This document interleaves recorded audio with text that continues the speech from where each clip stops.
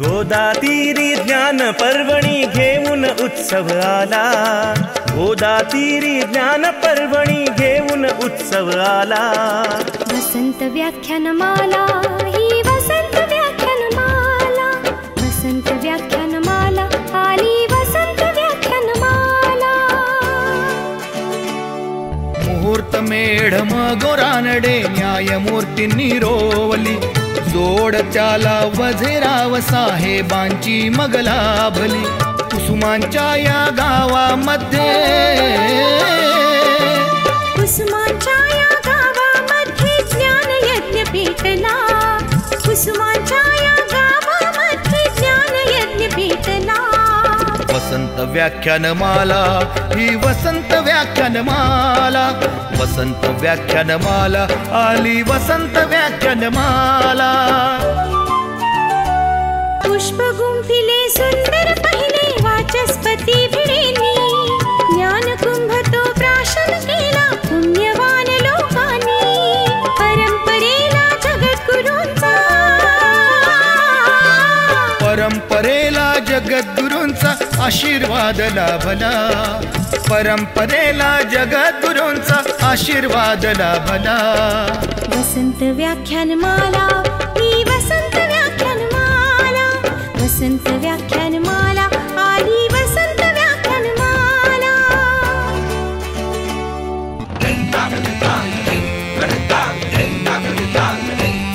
अहो देव मामले दार पटांगण फुलू फुलू लागले, लोकहिताला शिलेदार ही निस्वार्थी लाभले। खडतर होता मार्ग तरी पण, खडतर होता मार्ग तरी पण जागर ना थांबला, खडतर होता मार्ग तरी पण जागर ना थांबला।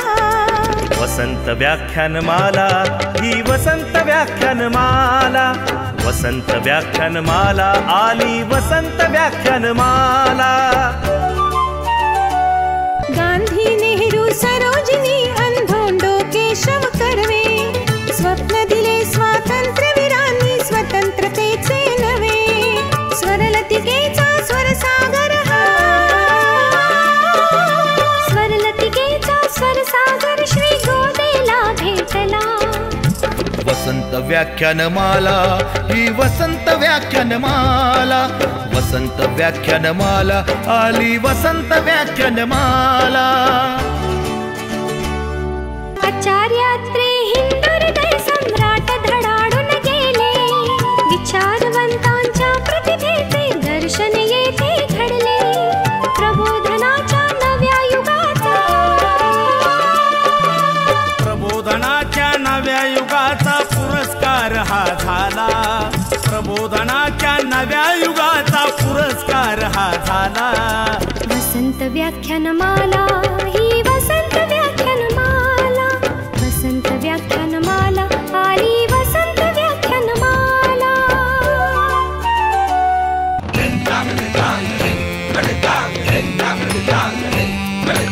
वैभवशाली परंपरेला जतन करूया सारे, ज्ञानामृत हे घेण्यासाठी गोदा काठी या रे। कला गुणांचा संस्कारांचा, कला गुणांचा संस्कारांचा मंगलमय सोहळा, कला गुणांचा संस्कारांचा मंगलमय सोहळा। वसंत व्याख्यानमाला ही वसंत व्याख्यानमाला, वसंत व्याख्यानमाला आली वसंत व्याख्यानमाला। वसंत व्याख्यानमाला ही वसंत व्याख्यानमाला, वसंत व्याख्यानमाला आली वसंत व्याख्यानमाला, वसंत व्याख्यानमाला ही वसंत व्याख्यानमाला, वसंत व्याख्यानमाला आली वसंत व्याख्यानमाला। सोशल इनोव्हेशन सेंटर टाटा ग्रुपचे प्रतिनिधी संदीप शिंदे आणि सह्याद्री फार्मचे जनसंपर्क अधिकारी प्रितीश कारे यांना मी विनंती करतो, आपण कृपया व्यासपीठावर यावं।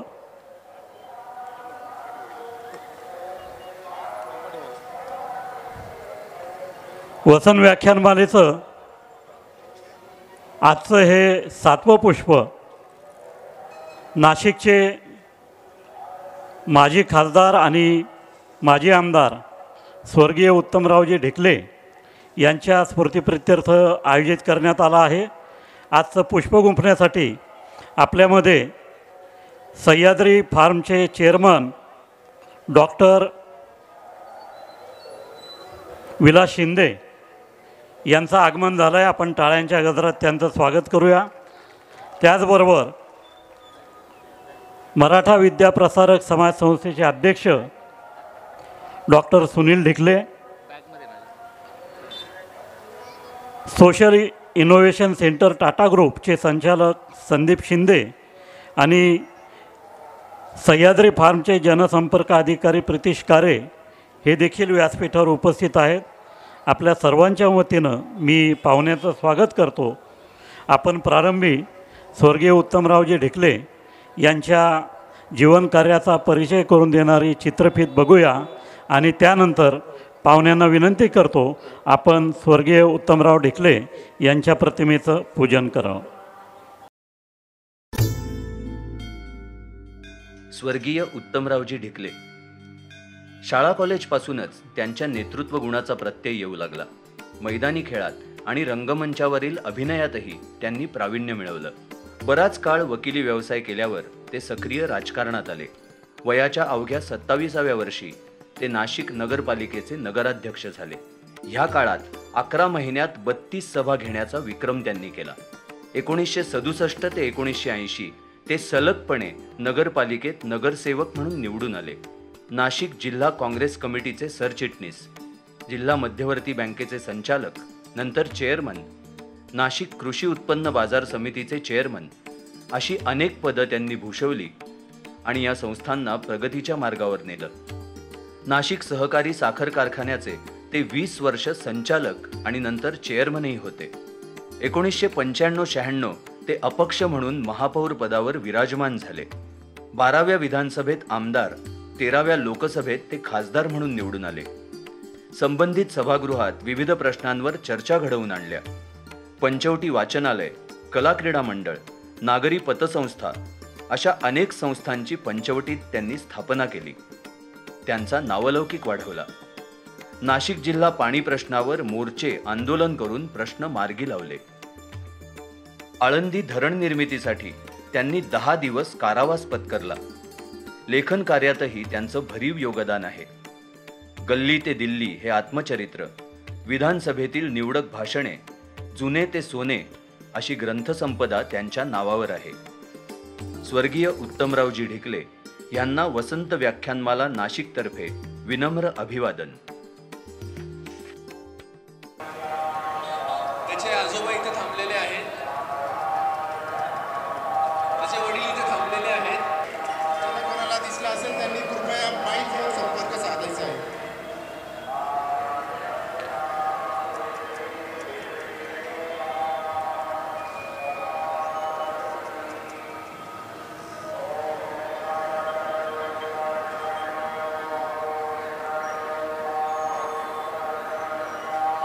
नाशिकमधील प्रख्यात उद्योगपती श्रीरंग सारडा यांच्या सिटी सेंटर मॉलच्या वतीनं आयोजित करण्यात आला आहे. त्याची एक छोटीशी चित्रफीत आपण बघूया.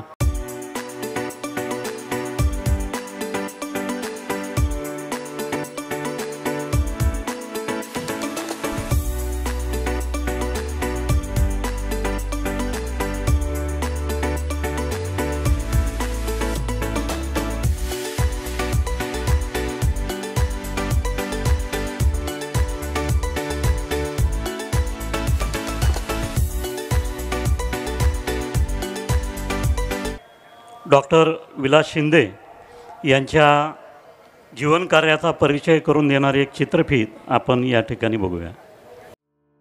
माननीय श्री विलासजी शिंदे, कृषी अभियांत्रिकी शाखेतील एमटेकची पदवी विशेष प्रावीण्यासह संपादित केल्यानंतर घरच्यांचा विरोध असूनही शेती हाच मुख्य व्यवसाय आपण निवडलात. शेती विषयातील तज्ज्ञ, अनुभवी मार्गदर्शक, कुशल संघटक, व्यवस्थापन तज्ज्ञ, कृषी माल बाजारपेठ तज्ज्ञ म्हणून अवघा महाराष्ट्र आज आपणाकडे अतीव आदराने अन अपेक्षेने पाहतो आहे. द्राक्षांचे शास्त्रशुद्ध उत्पादन, काढणी, हाताळणी, मार्केटिंग, अद्ययावत तंत्रज्ञानाचा अवलंब आणि सर्वात महत्त्वाचा घटक म्हणजे भांडवलाची समस्या, या सर्वांवर आपण शेतकरी उत्पादक कंपनीच्या माध्यमातून यशस्वी मात केली आहे. सह्याद्री आज मितीस भारतातील सर्वाधिक द्राक्ष निर्यात करणारी व सर्वात मोठी टोमॅटो प्रक्रिया करणारी कंपनी म्हणून नावारूपास आलेली आहे. सुमारे 120 एकराच्या विस्तीर्ण भूमीवर सह्याद्री फार्म्सने उभारलेला अत्याधुनिक एकात्मिक प्रकल्प, त्यामधील सुविधा आणि यंत्रणा यांच्या आधारे ताजा शेतमाल आणि प्रक्रियायुक्त शेती उत्पादने यांची 42 देशांमध्ये मोठ्या प्रमाणात निर्यात करून आपण आंतरराष्ट्रीय बाजारपेठेत महाराष्ट्राचे नाव उज्ज्वल केले आहे. भारतीय कृषी क्षेत्रातील सर्वात मोठा आव्हानात्मक विषय आहे तो म्हणजे अल्प जमीन धारणा असलेल्या शेतकऱ्यांची तोट्यातील शेती. याच छोट्या छोट्या शेतकऱ्यांना एकत्रित करीत त्यांच्यात संघटित होण्याचे बळ नेमके काय असते हे आपण कृतीतून दाखवून दिले. फलोत्पादन क्षेत्रातली देशातील सर्वात मोठी शेतकरी उत्पादक कंपनी, 19,000 शेतकरी आणि 48 शेतकरी उत्पादक कंपन्यांना एकत्र आणणारा व्यापक आणि सशक्त समूह आपण बांधला आहे. भारताचं नाव संपूर्ण जगामध्ये कृषी क्षेत्रात उंचावणारे विलास शिंदे यांना नुकतीच राहुरी कृषी विद्यापीठाने DLT सन्मानाची पदवी प्रदान करून एक प्रकारे नाशिकचा मोठा गौरव झालेला आहे. मी व्याख्यानमालेचे कार्योपाध्यक्ष आणि कृषीदूत मनीष सानप यांना विनंती करतो, आपण विलास शिंदे यांचा व्याख्यानमालेच्या वतीनं सत्कार करावा.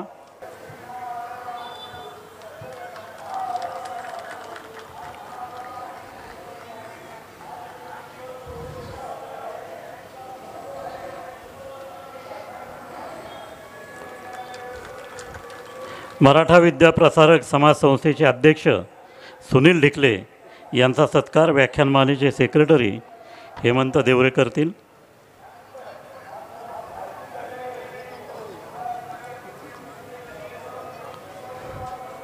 टाटा ग्रुपच्या सोशल इनोव्हेशन सेंटरचे संचालक संदीप शिंदे यांचा सत्कार कार्याध्यक्ष संगीता बापना यांनी करावा अशी मी त्यांना विनंती करतो.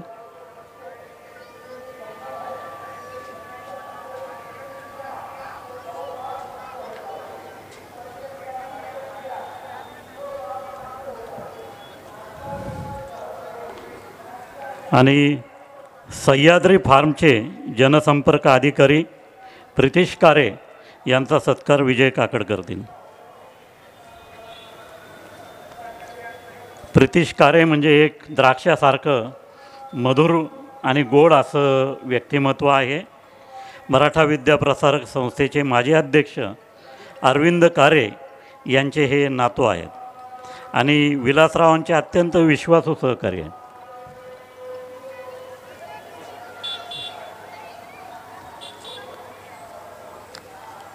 वसन व्याख्यानमालेचं उद्या 8 मे रोजीचं पुष्प सुप्रसिद्ध व्यंगचित्रकार प्रशांत कुलकर्णी हे गुंफणार आहेत. रेषा, भाषा आणि हशा असा त्यांचा विषय आहे. त्यानंतर सुनील आव्हाड प्रस्तुत एक धागा सुखाचा हा कार्यक्रम होईल. 9 तारखेला जम्मू काश्मीरचा दिव्यांग क्रिकेटपटू आमिर हुसेन लोन हा आपल्याशी संवाद साधायला येणार आहे. आमिर याची छोटीशी चित्रफीत आपण या ठिकाणी बघूया. I would be opening the batting, but along with me there is going to be a special guy. मैं आमिर की बात कर रहा हूँ. कांधे पे सूरज उसकी हिम्मत टिका के चला तू, उसका passion, love for the game हाथों में भर के is unmatched. चला बिजलियां. All of us put together might be able to match his passion. My dream was to make him play the first ball of ISPL. रही है बेधड़क C आंधी. Master blaster Sachin Tendulkar सोबत इंडियन स्ट्रीट प्रीमियर लीगमध्ये खेळलेला एक डायनॅमिक क्रिकेट स्टार, जम्मू काश्मीरच्या para cricket संघाचा कर्णधार आमिर हुसेन लोन येत आहे दिनांक 9 मे 2024 रोजी सायंकाळी 7 वाजता आपल्या वसंत व्याख्यानमालेत. स्थळ देव मामलेदार यशवंत महाराज पटांगण, गोदाघाट, पंचवटी, नाशिक. वयाच्या 8व्या वर्षी एका अपघातात दोन्ही हात गमावलेला आमिर रडत न बसता आलेल्या संकटावर मात करून आज तो संपूर्ण जगामध्ये प्रसिद्ध झालेला आहे. आणि असं प्रेरणादायी व्यक्तिमत्व आपल्यामध्ये उपस्थित राहणार आहे. तेव्हा आपण मोठ्या संख्येने व्याख्यानाचा लाभ घ्यावा आणि आपल्या घरातील तरुण मंडळींना देखील या ठिकाणी घेऊन यावं. 10 मे रोजी लंडन येथील ऑक्सफर्ड युनिव्हर्सिटीचे प्राध्यापक अजित जावकर हे कृत्रिम बुद्धिमत्तेचा प्रवास म्हणजेच आर्टिफिशियल इंटेलिजन्स हा अतिशय नवीन पिढीला भावणारा विषय या ठिकाणी मांडणार आहेत. 11 मे रोजी गर्जे मराठी फाउंडेशनचे संस्थापक आनंद गानू हे अमेरिकेहून आपल्यामध्ये भाषण देण्यासाठी येणार आहेत. भारत वैश्विक महासत्ता, महाराष्ट्राचे योगदान हा त्यांचा विषय आहे. 12 मे रोजी लंडन येथील उद्योजक रवींद्र गाडगीळ हे संवाद साधतील. महाराष्ट्रीयन माणसे, स्थानिक छटा असलेला जागतिक खजिना हा त्यांच्या व्याख्यानाचा विषय आहे. आणि 13 मे रोजी स्वीडन येथील ज्येष्ठ शिक्षणतज्ज्ञ आणि सार्वजनिक आरोग्य सेवा तज्ज्ञ अशोक विखे पाटील हे आपल्याशी संवाद साधतील.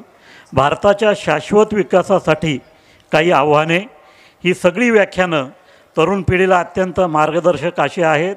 त्यामुळे आपण मोठ्या संख्येने या व्याख्यानांचा लाभ घ्यावा. येथे येणं शक्य नसल्यास यूट्यूब चॅनल, आपल्या संस्थेची वेबसाईट, इंस्टाग्राम, फेसबुक या ठिकाणी या व्याख्यानांचं थेट प्रक्षेपण सुरू आहे. आपण आहे त्या ठिकाणाहून या व्याख्यानांचा लाभ जरूर घ्यावा.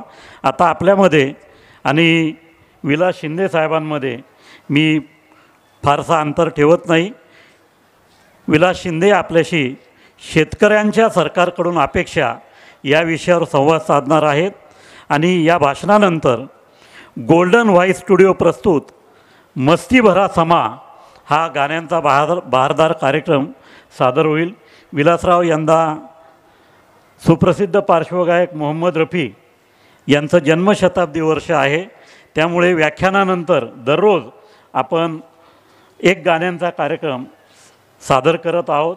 आणि मला सांगायला आनंद वाटतो, या महिनाभरात नाशिकमधल्या वेगवेगळ्या ग्रुपमधले सुमारे 136 गायक या व्यासपीठावर आपली कला सादर करणार आहेत. धन्यवाद. सर्वांना सर्वप्रथम माझा नमस्कार. आज वसंत व्याख्यानमालेमध्ये गोदातीरीच्या काठावर अतिशय रम्य अशा वातावरणामध्ये स्वर्गीय उत्तमरावजी ढिकले यांच्या स्मृतीच्या निमित्ताने आज आपल्या पुढे वसंत व्याख्यानमालेमधलं एक पुष्प गुंफण्याच्या निमित्ताने मला संधी मिळालीत. मी सर्वप्रथम वसंत व्याख्यानमालेच्या सर्व पदाधिकाऱ्यांचे, श्रीकांत बेनी, त्याचबरोबर मनीषजी सानप, संगीताताई बापना, विजयजी काकड आणि त्यांचे सर्व सहकारी यांचं सुरुवातीलाच आभार व्यक्त करतो. आणि सर्व नाशिककरांच्या वतीने सुद्धा त्यांना धन्यवाद देतो की वसंत व्याख्यानमालेची ही जी परंपरा 100 वर्षापेक्षा जास्त आता तिला काळ लोटला आहे, अशी ही व्याख्यानमालेची परंपरा आपण पुढे चालवत आहेत. मोठ्या उत्साहाने ती पुढे नेत आहेत. आमच्या सर्व नाशिककरांच्या भावना या वसंत व्याख्यानमालेशी जोडल्या गेल्या आहेत. त्यासाठी ही व्याख्यानमाला एवढ्याच जोरदारपणे पुढे चालत राहावीत यासाठी सुरुवातीला शुभेच्छा देतो. व्यासपीठावर उपस्थित आमचे मित्र डॉक्टर सुनील ढिकले साहेब, त्याचबरोबर माझे सहकारी संदीपजी शिंदे आहेत, प्रितीश आणि उपस्थित इथं सर्व नाशिककर सर्व बंधू आणि भगिनींनो, खरं तर आज जो विषय इथे मला दिलेला आहे, शेतकऱ्यांच्या सरकारकडून अपेक्षा, निवडणुकीच्या पार्श्वभूमीवर थोडा विषय अवघड विषय आहेत डॉक्टर साहेब, कारण काही बोललं तर त्याच्यातून बरेच अर्थ निघू शकतात. माझा काही संबंध नाही कोणत्याच पक्षाशी, त्यामुळे तसं मला काही फार ताण घेण्याचं, दडपण घेण्याचं काही कारण नाहीत. पण विषयच असा आहे, शेतकऱ्यांच्या सरकारकडून अपेक्षा. एक तर पहिली गोष्ट, सरकारकडून अपेक्षा कोणत्याही घटकाच्या असतील, ते शेतकऱ्यांच्या असतील किंवा समाजातील कोणत्याही घटकांच्या, निवडणुकीच्या पार्श्वभूमीवर बोलायचं म्हटलं तर त्याला एखादी बाजूस त्याचं जे काही मुद्दे मांडले, काही त्याचं समर्थन करतील आणि त्याचबरोबर काही विरोध पण दाखवतील. हे आता जे आपल्याला कल्पना आहे की कोणताही दोन हे सगळ्या विरोधी पक्ष आणि सत्ताधारी पक्षाच्या मुद्दा एकच असेल तरी पण विरोधी पद्धतीने बोलणं बऱ्याचदा येतं. आणि शेतकरी तर घटक असा आहे, शेतकऱ्याला आपण या देशामध्ये कोणत्या नजरेने बघतो हा एक मोठा प्रश्न आहे. शेतकरी म्हटलं का त्याच्याबरोबर ज्या काही वेगळ्या इमेज आपल्यासमोर येतात मीडियामधून, मग त्या टी व्ही मीडियापासून तर न्यूज मीडियापासून, शेतकरी म्हटलं का सर्वसाधारण कोणत्या भारतीयापुढे एकतर जे इमेज येतात की ते एक बऱ्याचदा न्यूज मीडियामध्ये एक चित्र येतात.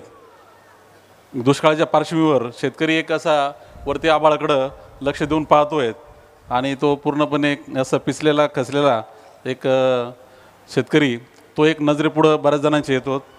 महाराष्ट्रामध्ये जे काही एक आपल्याला सर्वांनाच जे खरं म्हटलं तर महाराष्ट्रातल्या कोणताही एखाद्या कोणताही समंजस किंवा ज्याला थोडंसं काही समाजाचं भान आहेत, अशा कोणत्याही व्यक्तीला लाज वाटेल असे जे काही आपल्या महाराष्ट्राचं शेतकऱ्यांचं चित्र आहे, शेतकरी आत्महत्या, तशा चित्र आपल्या पुढे येतात. त्यानिमित्ताने शेतकऱ्यांची दुरावस्था, त्या संदर्भात काही इमेजेस समोर येतात. आणि त्याचबरोबर मग रस्त्यावर आंदोलन करणारे शेतकरी, ते चित्र डोळ्यापुढे येतात. मागच्या 4 वर्षात तर जे काही सगळ्या देशभर शेतकरी किंवा कृषी कायद्याच्या निमित्ताने जे काही पूर्ण पंजाबपासून तर देशभर जे काही चित्र उभं राहिलं, वर्षभर दिल्लीच्या आजूबाजूला शेतकरी रस्ता आंदोलन करत होते. त्यातून ते शेतकऱ्यांचे इमेजेस पुढे आलेले आहेत. आणि आपल्या महाराष्ट्रात आणि नाशिकमध्ये तर सर्वांना कल्पना आहेत की जवळजवळ आत्ता हे 44वं वर्ष म्हणावं लागेल 80च्या दशकापासून, तर सातत्याने आपल्या या नाशिक जिल्ह्यामध्ये कांद्याच्या निमित्ताने जे काही आपण बातम्या ऐकत असतो, मग त्या कांद्याचा भाव पडला तेव्हा रस्त्यावर आंदोलन करणारे शेतकरी, आणि दुसरीकडे कांद्याचे भाव वाढलेत त्याच्यामधून शेतकरी आपल्या शहरामध्ये आंदोलन करणारे सर्व ग्राहक किंवा ग्राहकांच्या संघटना, आणि याच्या भोवतीच आपल्याला शेतीचं चित्र दिसत असतात. आणि त्यातून आपण शेतीचे आपल्या इमेजेस, शेतकऱ्यांच्या सगळ्या कल्पना तयार होत असतात. अशीच एकंदरीत परिस्थिती आहे. खरं पाहिलं तर आज या देशामध्ये जवळजवळ 50% वर्ग अजूनही शेतीवर अवलंबून आहे किंवा शेतीशी संबंधित आहेत. 142 कोटीच्या दरम्यान लोकसंख्या पोहोचलेली आहेत. आणि त्यातले 50% म्हणजे 70 कोटी लोक शेतीवर अवलंबून डायरेक्ट किंवा इनडायरेक्ट पद्धतीने अवलंबून आहेत. आज 2024मध्ये आपण आहोत.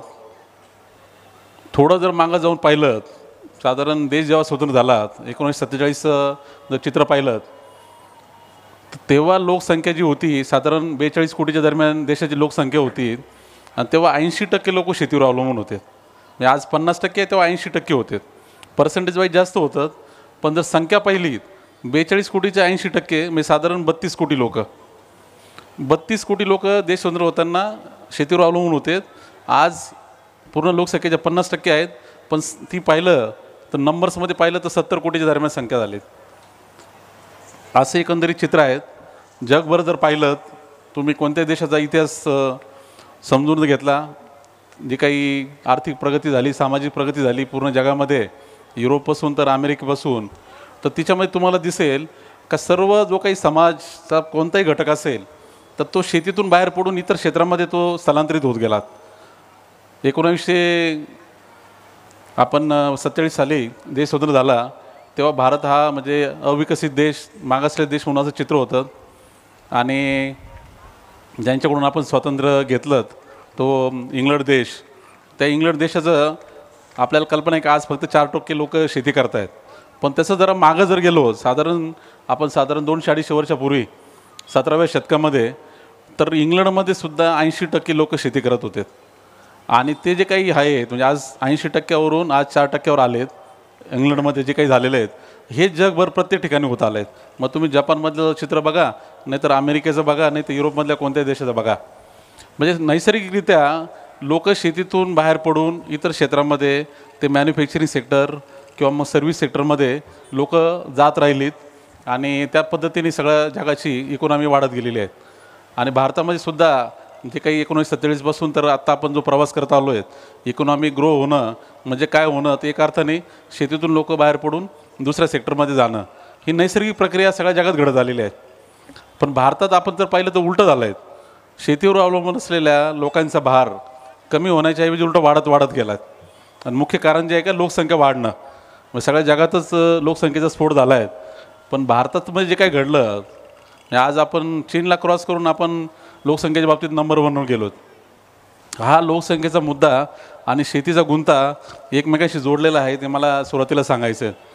कारण जर तुम्ही आज कोणत्या ग्रामीण भागातल्या कोणत्याही तरुणाला जर विचारलं, आणि आता इथं आमचे काही तरुण मित्रमंडळी बसलेले आहेत, आमचे सर्व सह्याद्रीची सभासदांचे काही तरुण मुलं पण इथं बसलेले आहेत, तुम्ही त्यांना कोणालाही विचारलं की बाबा तू नक्की शेतीमध्ये पुढं राहू इच्छितो का आणि तुला शेतीमध्ये करिअर करायचं आहे का, 99% लोक त्याला नाही म्हणूनच उत्तर देतील.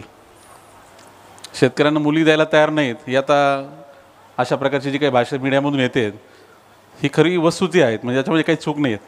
म्हणजे स्वतः शेतकरी त्याची मुलगी शेतकऱ्याला द्यायला तयार नाही, अशा प्रकारचे चित्र आहेत. हा म्हणजे एकीकडे कोणाला शेतीमध्ये राहायचं नाही आहे, दुसरीकडे शेतीवर अवलंबून असलेल्या लोकांचा भार वाढला आहे. अशा काळामध्ये आपण आहोत. हे जे काही गुंता तयार झालेला आहे, म्हणजे मला थांबायचं नाही तिथं, पण मला बाहेर पडता येत नाहीत, उलटं आहे तर शेतीवर अजून लोक जास्त अवलंबून राहत आहे किंवा ते शेतीवर जास्त भार पडतो आहे, असा गुंता तयार झालेला आहे. असा हा एकंदरीत म्हटलं तर पहिलं तर सामाजिक प्रश्न आहेत आणि त्याच्याबरोबर एक आर्थिक प्रश्न आहेत आणि नंतर मग तो राजकीय प्रश्नही होतो. साहजिक आहे, कोणताही सामाजिक मुद्दा हा राजकीय अर्थाने हाताळला जातो आणि त्या अर्थाने मग सगळ्या वेगळ्या पक्षाच्या भूमिका ठरतात. खरं म्हटलं तर हा पहिला आर्थिक मुद्दा आहे, सामाजिक मुद्दा नंतर तयार होतो आहे. आपण जर पाहिलं एक लोकशाहीच्या एकंदरीत आपल्या व्यवस्थेप्रमाणे या देशामध्ये प्रत्येकाला लोकशाहीमध्ये आपल्या स्वातंत्र्य दिलं आहे. आपल्या जे काही आपली घटना आहेत, प्रजासत्ताक भारताची घटना, त्याच्यामध्ये प्रत्येक व्यक्तीला स्वातंत्र्य आहेत, सर्व बाबतीत स्वातंत्र्य आहेत. कोणता व्यवसाय करावा या बाबतीत स्वातंत्र्य आहेत. म्हणजे मी शेतकऱ्याच्या कुटुंबात जन्माला आलो, याचा अर्थ मी शेतीच केली पाहिजे असं कुठेही म्हटलेलं नाही, असं कोणतंही बंधन नाही. मला जर बाहेर पडायचं तर मला त्या प्रकारचं स्वातंत्र्य आहेत. मग नक्की गुंता कुठं आहेत?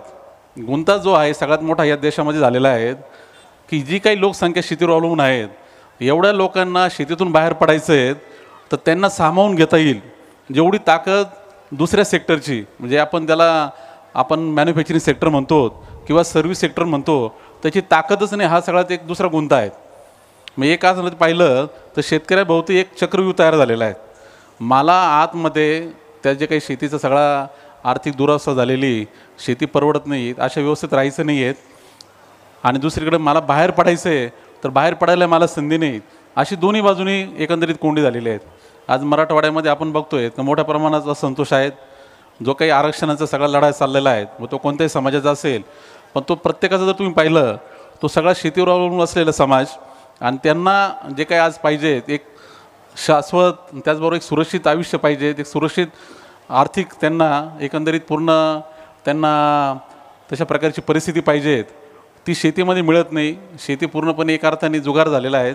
आणि त्यामुळे सरकारी नोकरी जी सगळ्यात अर्थाने सुरक्षित आहेत, त्या सरकारी नोकरीमध्ये आरक्षण पाहिजेत, म्हणून सगळा जो काही संघर्ष चाललेला आहे हा खरा शेतीचा सगळा झालेला गुंता त्याचा परिणाम आहे.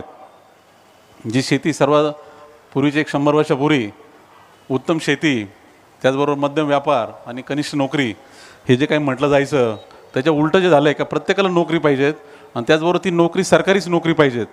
याचा अर्थ काय आहे तर प्रत्येकाला सुरक्षित आर्थिक त्याला एक साधन पाहिजेत, जे काही माणसाला जगण्यासाठी कोणताही असेल, तो कोणत्याही भागातला असेल, जगातल्या कोणत्या भागातला असेल, तर बेसिक ज्या काही माणसाच्या अपेक्षा आहेत, अन्न, वस्त्र, निवारा, शिक्षण, आरोग्य, ह्या सगळ्या ज्या काही बेसिक सगळ्या त्याच्या गरजा, आणि त्याचबरोबर जे काही पुढे पुढे प्रगती करण्याची एक बेसिक जे काही माणसाची अपेक्षा असते, ॲस्पिरेशन जे असतं ते शेतीमध्ये पूर्ण होत नाहीत.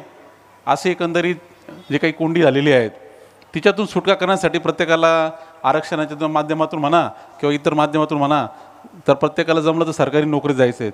नाही जमलं सरकारी नोकरीत तर मग खाजगी नोकरी का होईना त्याला नोकरी पाहिजेत. आणि नाही जमलं नोकरी तर दुसरा व्यवसाय का होईना पण तो शेतीच्या बाहेर व्यवसाय पाहिजेत. आणि मग तो गावामध्ये ती संधी मिळत नाहीत म्हणून प्रत्येकाला गावातून बाहेर पडायचं आहेत.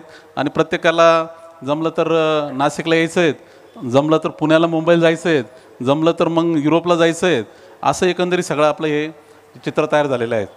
म्हणजे नैसर्गिकरित्या हे सगळं स्थलांतर जे शेतीतून इतर क्षेत्रामध्ये होत गेलं आहे तशाच प्रकारचं एकंदरीत मानसिकता आपल्या सगळ्या शेतकरी समाजात आहेत. आणि त्या दृष्टीने त्याला संधी तयार करून दिल्याशिवाय, त्याला बाहेर पडल्याशिवाय शेतीचा गुंता सुटणार नाहीत असं आजचे चित्र आहेत. आणि त्या अर्थाने एकंदरीत सरकारच्या भूमिकेकडे सर्वांना बघावं लागेल.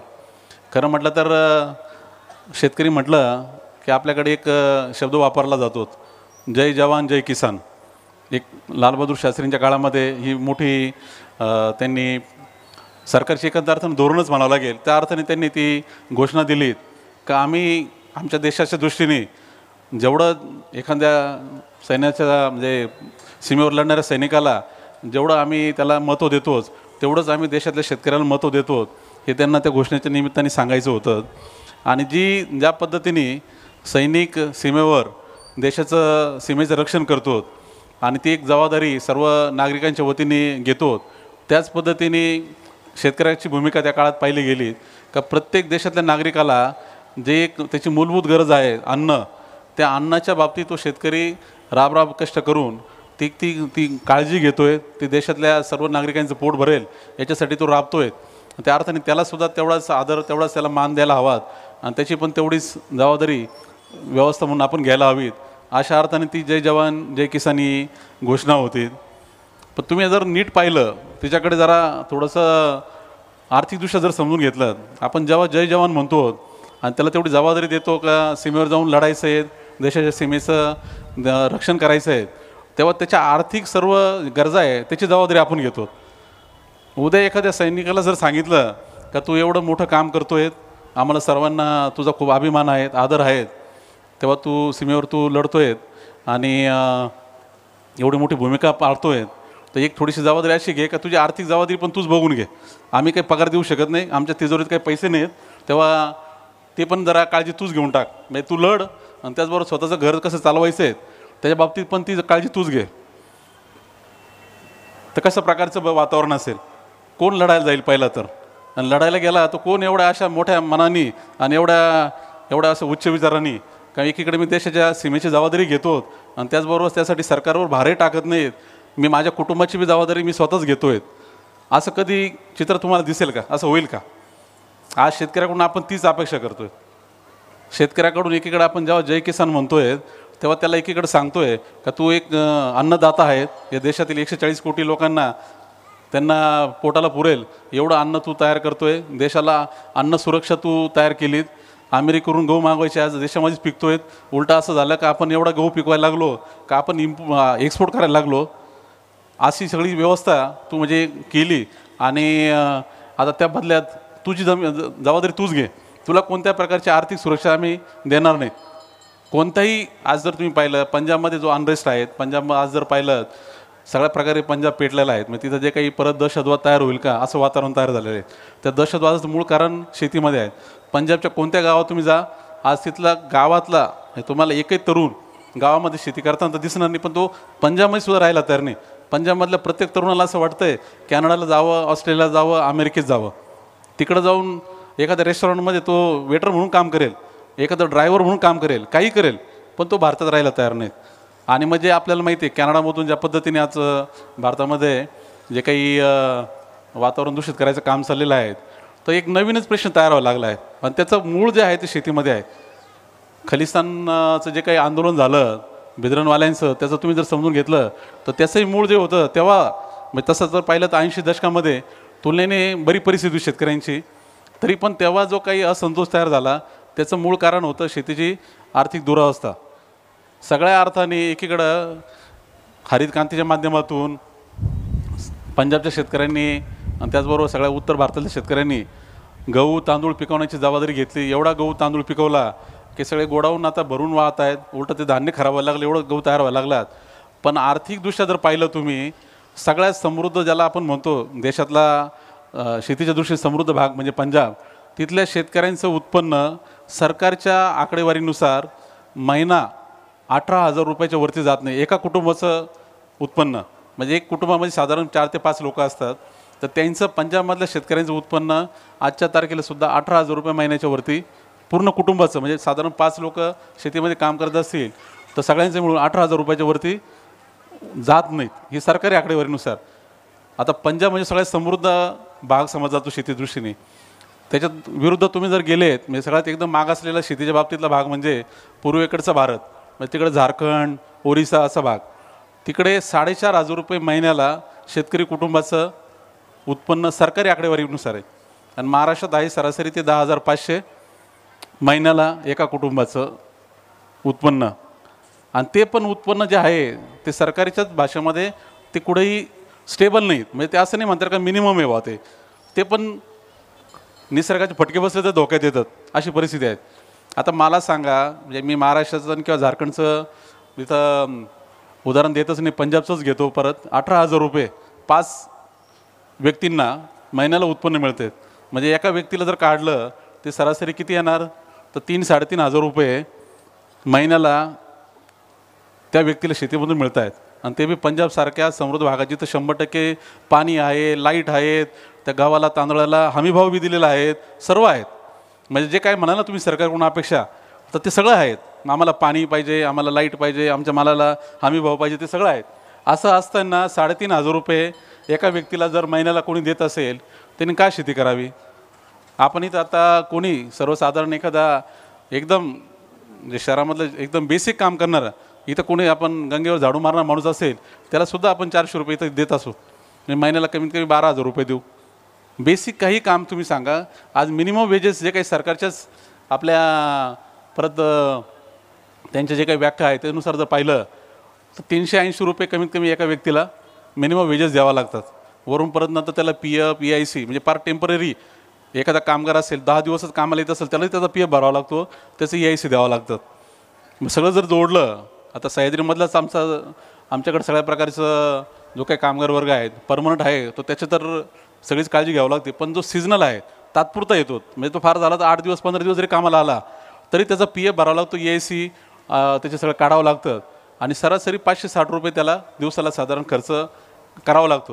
म्हणजे तुम्ही जर पाहिलं तर 16,000 ते 17,000 रुपये एकदम बेसिक काम केलं तर त्या माणसाला मिळतात, आणि ते पण खात्रीशीर उत्पन्न. आम्ही सह्याद्रीचा आता एक साधारण 14-15 वर्षाचा जो काही प्रवास झाला आहे याच्यामध्ये जे काही सगळं सूत्र घेऊन काम करायचा प्रयत्न केला की आपल्याला शेती एकतर पहिली गोष्ट शाश्वत आणि दुसरीकडे तो रिस्पेक्टेबल, की ज्याला मान सन्मान आहे अशा अर्थाने व्यवसाय करायचा आहे. आणि त्या दृष्टीने सगळी आमची एकंदरीत यंत्रणा उभी करायचा प्रयत्न चालला आहे. त्या मुद्दा मी नंतर येतो. फक्त जो मुद्दा सुरुवातीला स्पष्ट करायचा आहे मला तो असा आहे की आमच्या शेतकऱ्यांना, सभासदांना, सह्याद्रीच्या त्यांना ज्या प्रकारचं आर्थिक जे काही एक शाश्वत व्यवस्था उभी करायचं काम चाललं आहे ते अजून पूर्ण झालेलं नाहीत. पण त्या निमित्ताने जो रोजगार तयार झाला, जवळजवळ 6,000च्या वरती लोकांना रोजगार सह्याद्रीमध्ये तयार झाला, त्यांचं आयुष्य मात्र शाश्वत झाले. त्यांना मात्र रोजगाराच्या निमित्ताने आर्थिक उत्पन्नाची शाश्वती आली. एखाद्या घरात म्हणजे 1-2 लोक जरी काम करत असतील सह्याद्रीमध्ये, साधं कामगार म्हणून जरी करत असतील तरी त्यांच्या घरामध्ये साधारण 20,000 ते 25,000 रुपये मिनिमम, आणि सगळं जर बाकी बेनिफिट जोडले PF पासून सगळे तर 30,000 रुपये महिन्यात जात आहेत. म्हणजे साधारण वर्षाला 3,60,000 रुपये त्यांच्या घरात जात आहेत, जे आमच्या सभासदाला अजून आम्ही द्यायला कमी पडतो आहे. असा हा एकंदरीत जर पाहिलं म्हणजे आपल्याकडे विरोधाभास झाला आहे. म्हणजे शेतकऱ्याला फक्त जय किसान म्हणायचं, जय जवान बरोबर, पण त्याला कोणत्या प्रकारची आर्थिक सुरक्षितता नाही. जे उत्पन्न मिळत असेल ते पण एका अर्थाने जुगारी उत्पन्न, असं एकंदरीत चित्र झालेलं आहे. तेव्हा ह्या पार्श्वभूमीवर आपण पाहिलं, जर कोणी जर अशा काही कल्पना मांडत असेल अन्नदाता आणि बळीराजा, तर पहिलं ते आपण जर कोणी जो बोलत असेल तो राजकीय व्यक्ती आहे का सामाजिक व्यक्ती आहेत, सर्वसाधारण नागरिक आहे, त्याला पहिला प्रश्न पडायला पाहिजे का आपण असा शब्द विचारताना तो कोणत्या अर्थाने उच्चारतो आहे. का शेतकरी खूप समाजावर उपकार करतोय, तो अन्नदाता आहे, बळीराजा आहे असं म्हणत असं तर पहिलं आपण ढोंगी आहोत हे पहिलं आपण मान्य करायला हवं. आपण जे काही अशा पद्धतीने या सगळ्या खोट्या सगळ्या बनवलेल्या आहेत, शेतकऱ्यांच्या इमेजेस बनवलेल्या आहेत, त्यांच्या सगळ्या अशा प्रकारच्या प्रतिमा बनवल्या आहेत, त्या पहिल्या डोक्यातून काढायला पाहिजे. आम्ही मागच्या एक सगळ्या 14-15 वर्षाच्या निमित्ताने सह्याद्रीमध्ये जे एक विचारसरणी रुजवायचा प्रयत्न केला, त्याचं मूळ सार आम्ही एकच ठेवलं आहे. आम्ही सर्व शेतकरी कुटुंबात आलो आहे. शेतकरी कुटुंबात एक साधारण जी विचारसरणी असते का आपली जमीन ही आपली माता आहेत, आपली काळी आई आहेत, तिची सेवा करणं आपलं कर्तव्य आहे, एक संस्काराचा भाग असतो. त्या अर्थाने आपण तिकडं शेतीकडे बघत असतो. जमीन ती खाटी ठेवू नयेत, जमीन अशी पडी ठेवणं ते चुकीचं आहे. पाप लागेल. पाऊस आला का ती जमीन नांगरली पाहिजे, पेरली पाहिजेत. परवडतं आणि नंतरचा भाग हा सगळा एक जो काय आहे एक संस्काराचा भाग म्हणून त्या शेतीकडे बघत असतो. पण याच्यामध्ये एक दुसरा जो मुद्दा येतो बऱ्याचदा की शेतकरी कुटुंबामध्ये का आपलं जे काही अन्नाची गरज आहे आपल्या कुटुंबाची ती आपण स्वतःच पिकवली पाहिजे आणि आपणच ती आपल्या शेतीमधून ही पूर्तता केली पाहिजेत. म्हणून मग त्या अर्थाने मी थोडं गहू, मी थोडं तांदूळ, मग मी थोड्या डाळी, मग थोडा भाजीपाला, थोडंसं मग काही तेलबिया असं घरात जे काही लागतं ते घरच्या घरी पिकवणं, अशा प्रकारची एकंदरीत मानसिकता म्हणजे आमची आधीची पिढी म्हणायला लागेल किंवा त्याच्या आधीची आजोबांची पिढी त्याच्यामध्ये होती. आणि मग जर ते सगळं घरासाठी पिकवलं, जर शिल्लक राहिलं तर ते विकायला घेऊन गेलं आणि मग त्या विक्रीमधून जे काही थोडाफार पैसा आला तो मग घरातल्या इतर गोष्टीसाठी वापरला. अशा प्रकारची मानसिकता ही साधारण तुम्ही 90पर्यंत दशकापर्यंत असेल. पण आता 90 नंतर ज्या पद्धतीने काळ बदलला आणि ज्या पद्धतीने ग्लोबलायझेशन सगळं व्हायला लागलं, लोकांची सगळं विचारधारा बदलायला लागली, जगाशी जोडले जायला लागले, जो एक विचार पुढे यायला लागला, मला घरी खायला अन्न लागतं आहे आणि माझ्या कुटुंबाच्या काही गरजा आहेत अन्नाच्या दृष्टीने, पण ते मग मी घरी पिकवलंच पाहिजे का? जी गोष्ट म्हणजे मला घरी अन्न सगळं मला लागतं आहेत आणि वेगळ्या गरजा आहे माझ्या, मग माझ्या गहू तांदूळापासून तर दुधापासून तर सगळ्या प्रकारच्या काही असतील भाजीपाल्यापासून, आता ते मी सगळं पिकवलंच पाहिजे का? मग जर मी पिकवलं असं पाहिजे असेल तर मग प्रत्येक माणसाने, देशातल्या प्रत्येक माणसाची गरज आहे ती अन्न आणि त्या दृष्टीने मग त्यांनी प्रत्येकानेच ते सगळं केलं पाहिजे, प्रत्येकाने पिकवलं पाहिजे.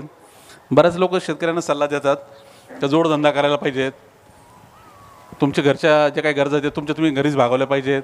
त्या पद्धतीने म्हणजे आता कृषी पदवीधर असतात किंवा कृषी खातं असतात तर ते शेतकऱ्यांना त्या प्रकारचे सल्ले देताना सगळ्या कल्पना मांडतात का थोडं तुमच्याकडं काही गाई पाहिजेत, कोंबड्या पाहिजे, शेळ्या पाहिजेत, थोडं तुम्ही भाजीपाला लावायला पाहिजे, थोडे फळं लावायला पाहिजेत, मग त्यातून मग तुमचं घराचं उत्पन्न स्थिर होईल वगैरे अशा कल्पना मांडल्या जातात, घरच्या गरजा पूर्ण होतील. आता जर हा मुद्दा शेतकऱ्याच्या बाबतीत लागू होतो तो शहरातल्या प्रत्येक माणसाच्या बाबतीत बी लागू होतो. प्रत्येकाला दूध पाहिजे, प्रत्येकाला भाजीपाला पाहिजे, प्रत्येकाला काही डाळी पाहिजे, साळी पाहिजे, सगळ्या तेलबिया पाहिजेत, मग प्रत्येकाने ते करायला पाहिजेत. तर तसा सल्ला त्यांना दिला जात नाही, तो शेतकऱ्याला दिला जातो. मग हा एक परत नवीन म्हणजे एक ढोंगीपणाचा प्रकार. मुद्दा जो आहे आता खरं म्हटलं तर कोणत्या आपल्या ज्या अन्न ही प्रत्येकाची बेसिक गोष्ट आहेत आणि ती भागवायची असेल तर तुमचं पहिलं तर आर्थिकदृष्ट्या तुम्ही सक्षम पाहिजे. तुमच्या खिशात पैसे असेल तर तुम्ही बाजारात जाऊन विकत घेऊ शकतात. तुम्ही बाजारामध्ये जाऊन तुम्हाला जे पाहिजे ती वस्तू घासाघीस करून घेऊ शकतात. तुम्हाला पिकवायला पाहिजे असं कोणी सांगितलं? शेतीकडे बघण्याचा जो दृष्टिकोन आहे आम्ही तरी त्या अर्थाने घेतला. आणि आता जो काही दृष्टिकोन आहे, नवीन जो दृष्टिकोन तयार व्हायला लागला आजच्या पिढीमध्ये, म्हणजे माझ्या पिढीमध्ये घ्या, नवीन पिढीमध्ये, का आम्ही शेती करत असेल तर व्यवसाय म्हणून करतो. जसं कोणी पण व्यवसाय, इथं एखादा कोणी आता इथं चहा विक्रीचं कोणी दुकान टाकलं आहे किंवा एखादं कोणी फर्निचरवाला दुकान चालवतो आहे, तर त्या पद्धतीने आम्ही पण शेतकरी म्हणून व्यवसाय चालवतो आहे. मला परवडलं पाहिजे मी जे काही पिकवतो ती पहिली गोष्ट. मी जर द्राक्ष लावले, 1 एकर द्राक्ष लावले तर घरी खाण्यासाठी तर काही 1 एकर द्राक्ष लागणार नाही. मला एक झाड लावलं तरी ठीक आहे. 1 एकर द्राक्ष लावले त्यासाठी मी कर्ज घेतलं, याचा अर्थ जो काय आहे हा व्यवसाय आहे. त्या व्यवसायामध्ये मी 1 लाख रुपये खर्च केला तर मला 1.5 लाख रुपये मिळाले पाहिजेत. मला जर 2 पैसे जास्त मिळाले तर मी गुंतवणूक करेल. गुंतवणूक केली तर मग माझं जे काय असेल ते प्रगती होईल. पण ती जर मला मिळालेच नाही पैसे, तो जर शेतीचा तोटाचा झाला तर तो तोटा भरून कुठून काढायचा? तो जर झालेला तोटा आहे तो भरून काढायला दुसरे काही साधनं नाहीत. मग होणार काय? हाय तुम्ही आहे तिथून अजून गाळात जाणार. मग ती शेती करण्यापेक्षा ती पडून ठेवली तर काय हरकत आहे? ही एकंदरीत मानसिकता आता तुम्ही जर पाहिलं तर नवीन वर्गात तयार व्हायला लागलेली आहे. तुम्ही कोणत्याही तरुणाला विचारलं तो एक वेळ शेती पडून ठेवायला तयार आहे, पण शेती करायला तयार नाहीत. फक्त केली नाही तर मग काय, तो पुढचा प्रश्न तयार होतो जो मी सुरुवातीला सांगितला. तर ही एकंदरीत आपल्या सर्वांची कोंडी झालेली अवस्था आहेत. 1980 दशकामध्ये नाशिकमध्ये मोठं आंदोलन उभं राहिलं शरद जोशींच्या नेतृत्वाखाली, आणि शरद जोशींनी हे सर्व मी जे काही मुद्दे मांडतो आहेत हे एक पूर्णपणे शास्त्रीयदृष्ट्या त्यांनी पहिल्यांदा देशामध्ये मांडलेत की ही जे काही एकंदरीत शेतीची गुंता आहेत हा गुंता तयार केलेला गुंता आहेत, हा काही नैसर्गिक गुंता नाही आहेत, हा निसर्गाने केलेला गुंता नाही आहेत.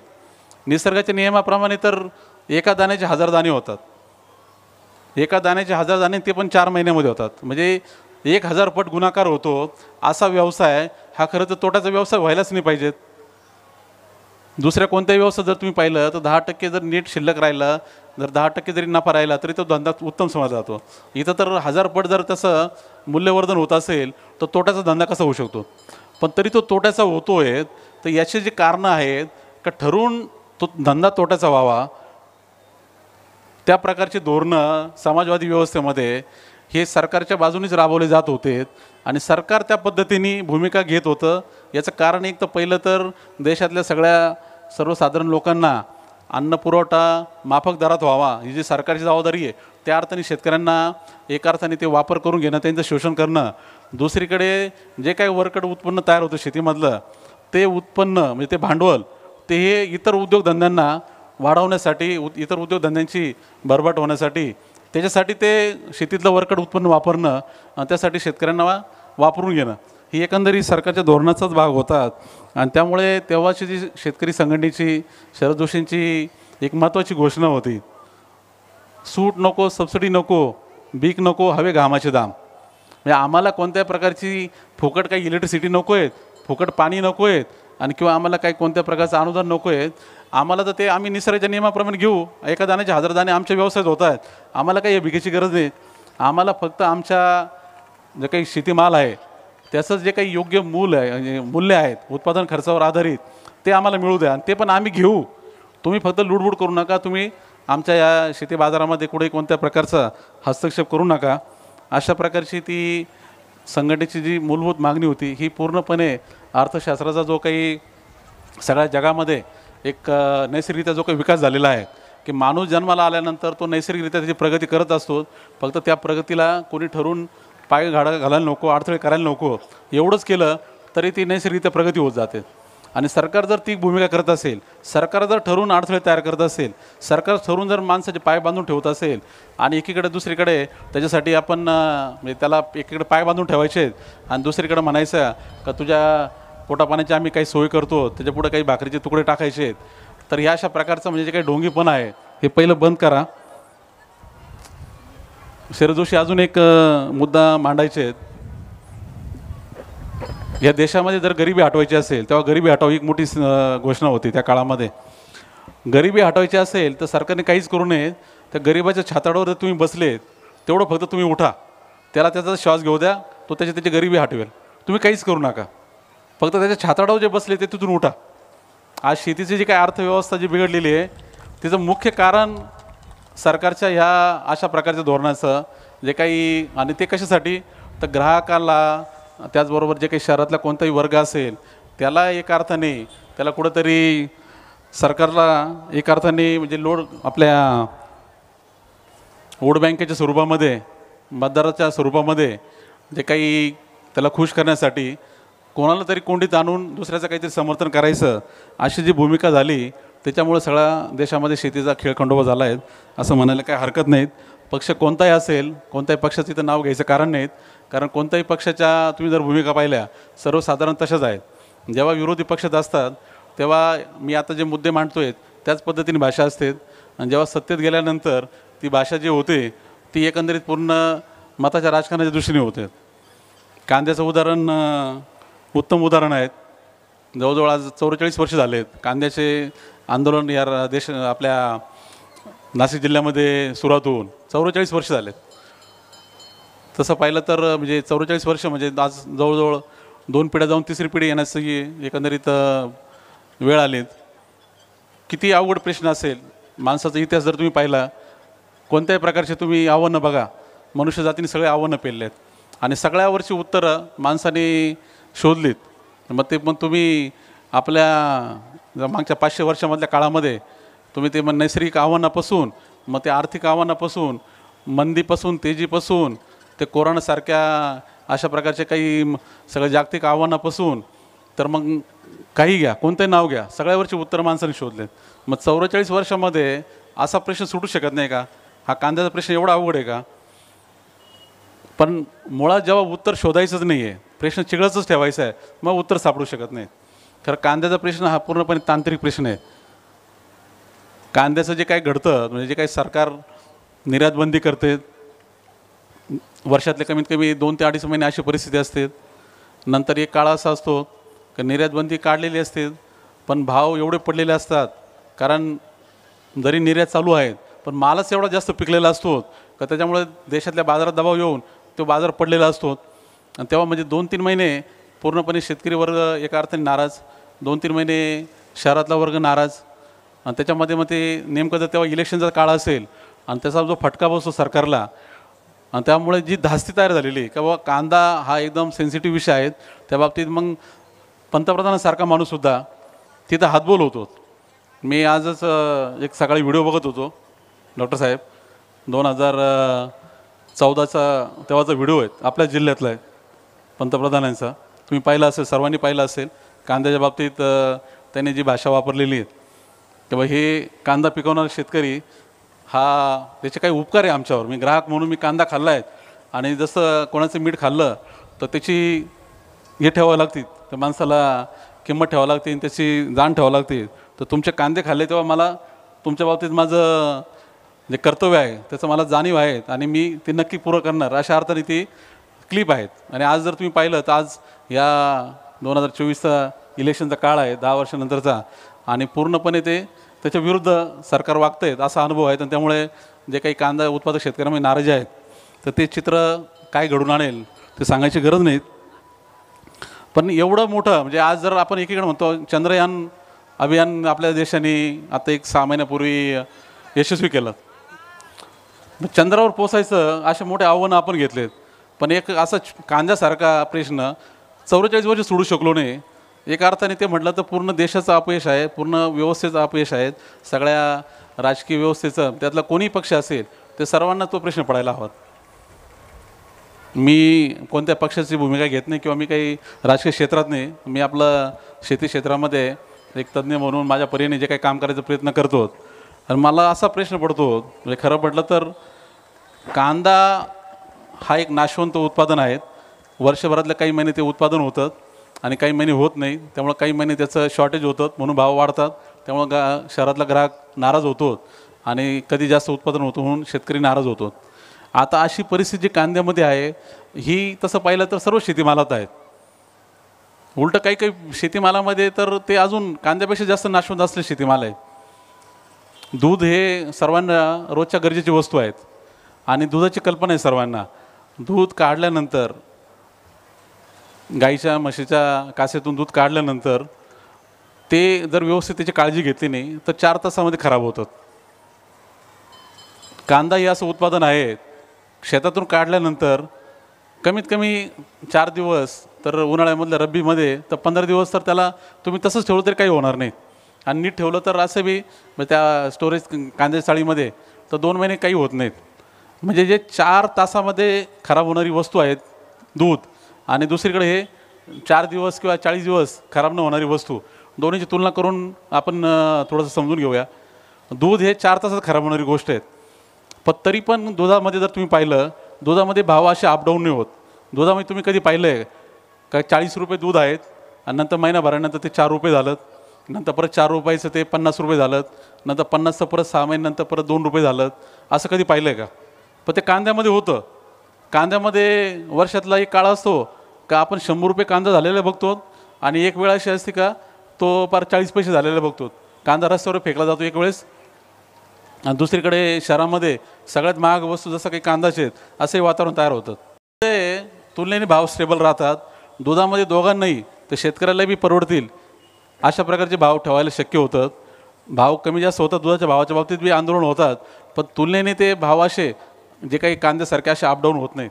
ते ₹1-2 रुपयांनी खाली येतात, परत 2-4 रुपयांनी वाढतात. असं एकीकडे ते दुधामध्ये म्हणजे एक शेतकऱ्याच्या बाजून स्टॅबिलिटी, ग्राहकाच्या बाजूने जर पाहिलं तर वर्षात दुधाचा भाव बदलला तर फार झाला तर वर्षातून एकदा दोनदा बदलतो, आणि जोही बदलला तरी 1000 रुपयांनी कमी जास्त, 40 रुपयाचा 41 रुपये झाला किंवा 41 रुपयाचा 40 रुपये 39 रुपये झाला, अशा प्रकारचे बदल होतात, फार काही होत नाहीत. मग दुधामध्ये हे जर शक्य झालं तर कांद्यात काय शक्य होत नाही? कांद्यामध्ये स्टॅबिलिटी जर आली, अशाच पद्धतीने भाव जर स्टेबल राहिलेत, जिथं दोघांचं समाधान आहे, ग्राहकाचं आहे आणि शेतकऱ्याचं आहे, तर प्रश्न राहतो कुठे? आणि मग दुधाचा प्रश्न जर आपण सोडू शकलो, देशातलाच आहेत, हे उत्पादन देशातलं आहेत. दूधसुद्धा असंच आहे का छोटे छोटे शेतकरी पिकवतात, ज्याच्याकडे 1 गाय आहे 2 गाय आहे, असे शेतकरी का छोटे शेतकरी आहेत, ज्याला स्वतःची मार्केटिंग व्यवस्था नाही आहेत, असेच सगळे शेतकरी आहेत. 99% शेतकरी तसेच आहेत. म्हणजे दुधावाला शेतकरी घ्या आणि कांद्यावाला शेतकरी घ्या, दोघांची साधारण परिस्थिती सारखीच आहेत. मग दुधामध्ये स्टॅबिलिटी आहेत, कांद्यात का नाही? मग दुधात जर तुम्ही आणू शकता, कांद्यात बी आणू शकतात. खरं या अर्थाने म्हणजे तांत्रिक अर्थाने पाहिलं तर तशी एकंदरीत परिस्थिती आहे, पण होत नाही. 44 वर्ष झाले आपण तिथंच आहोत. मुद्दा मला एवढाच याच्यातून मांडायचा आहे का शेतीचे सगळे जे प्रश्न आहे हे तांत्रिक प्रश्न आहेत. तांत्रिक अर्थाने जर पाहिलं आपण शेतीकडे तर एक वेगळं चित्र तयार होऊ शकतं, एक वेगळ्या प्रकारची व्यवस्था उभी राहू शकते. पण जर शेती तुम्हाला राजकारणाच्या अर्थानेच बघायची असेल तर मग गुंता कधी सुटणार नाही. कांद्याच्या बाबतीत खरं म्हटलं तर सर्वांना कळतं का गुंता सुटायला पाहिजे, कायमचा विषय संपायला पाहिजे, पण कोणी त्यासाठी जो वेळ द्यायला पाहिजे तो द्यायला तयार नाहीत. इलेक्शनच्या दृष्टीने जर पाहिलं किती डोकी कोणत्या बाजूला आहे याच्यानुसार भूमिका प्रत्येकाची ठरते, प्रत्येक पक्षाची.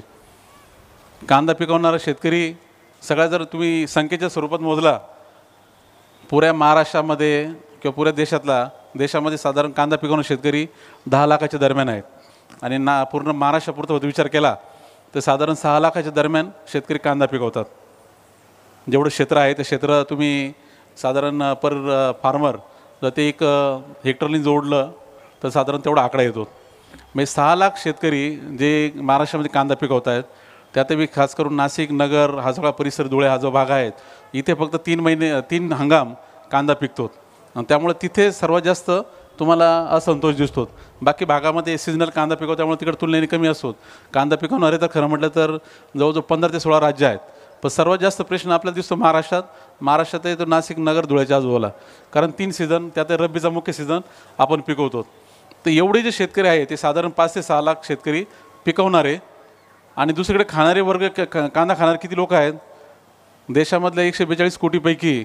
तसं पाहिलं तर जैन समाज सोडला तर प्रत्येक व्यक्ती कांदा खातो. म्हणजे साधारण 1.5-2 कोटी सोडले तर 140 कोटी लोक कांदा खातात.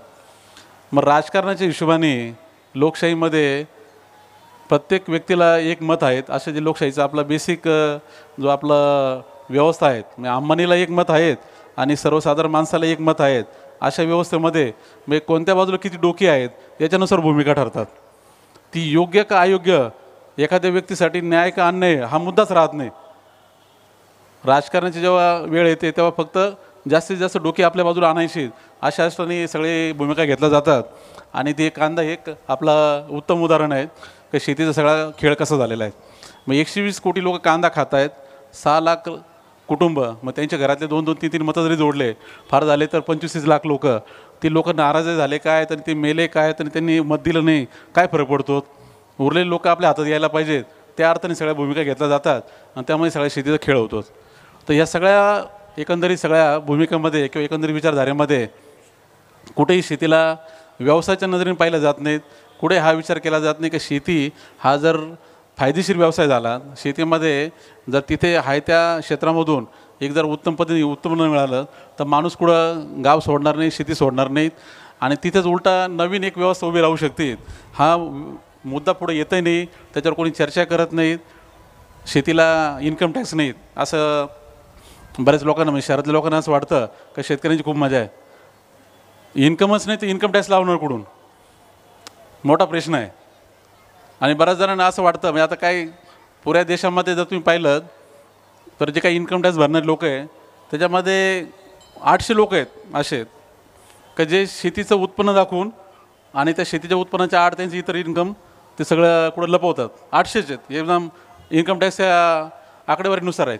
आता त्या 800 लोकांच्या मागे एकंदरीत जी काही भूमिका तयार होते का काही लोकांना शेतीच्या उत्पन्नाचा फायदा मिळतो आहे आणि मग त्याच्यामुळे इतर वर्गाला वाटतं की शेतकऱ्याचे लाळ होत आहेत आणि शेतकऱ्यांना काही सरकार काहीतरी वेगळं काहीतरी सवलती देत आहेत.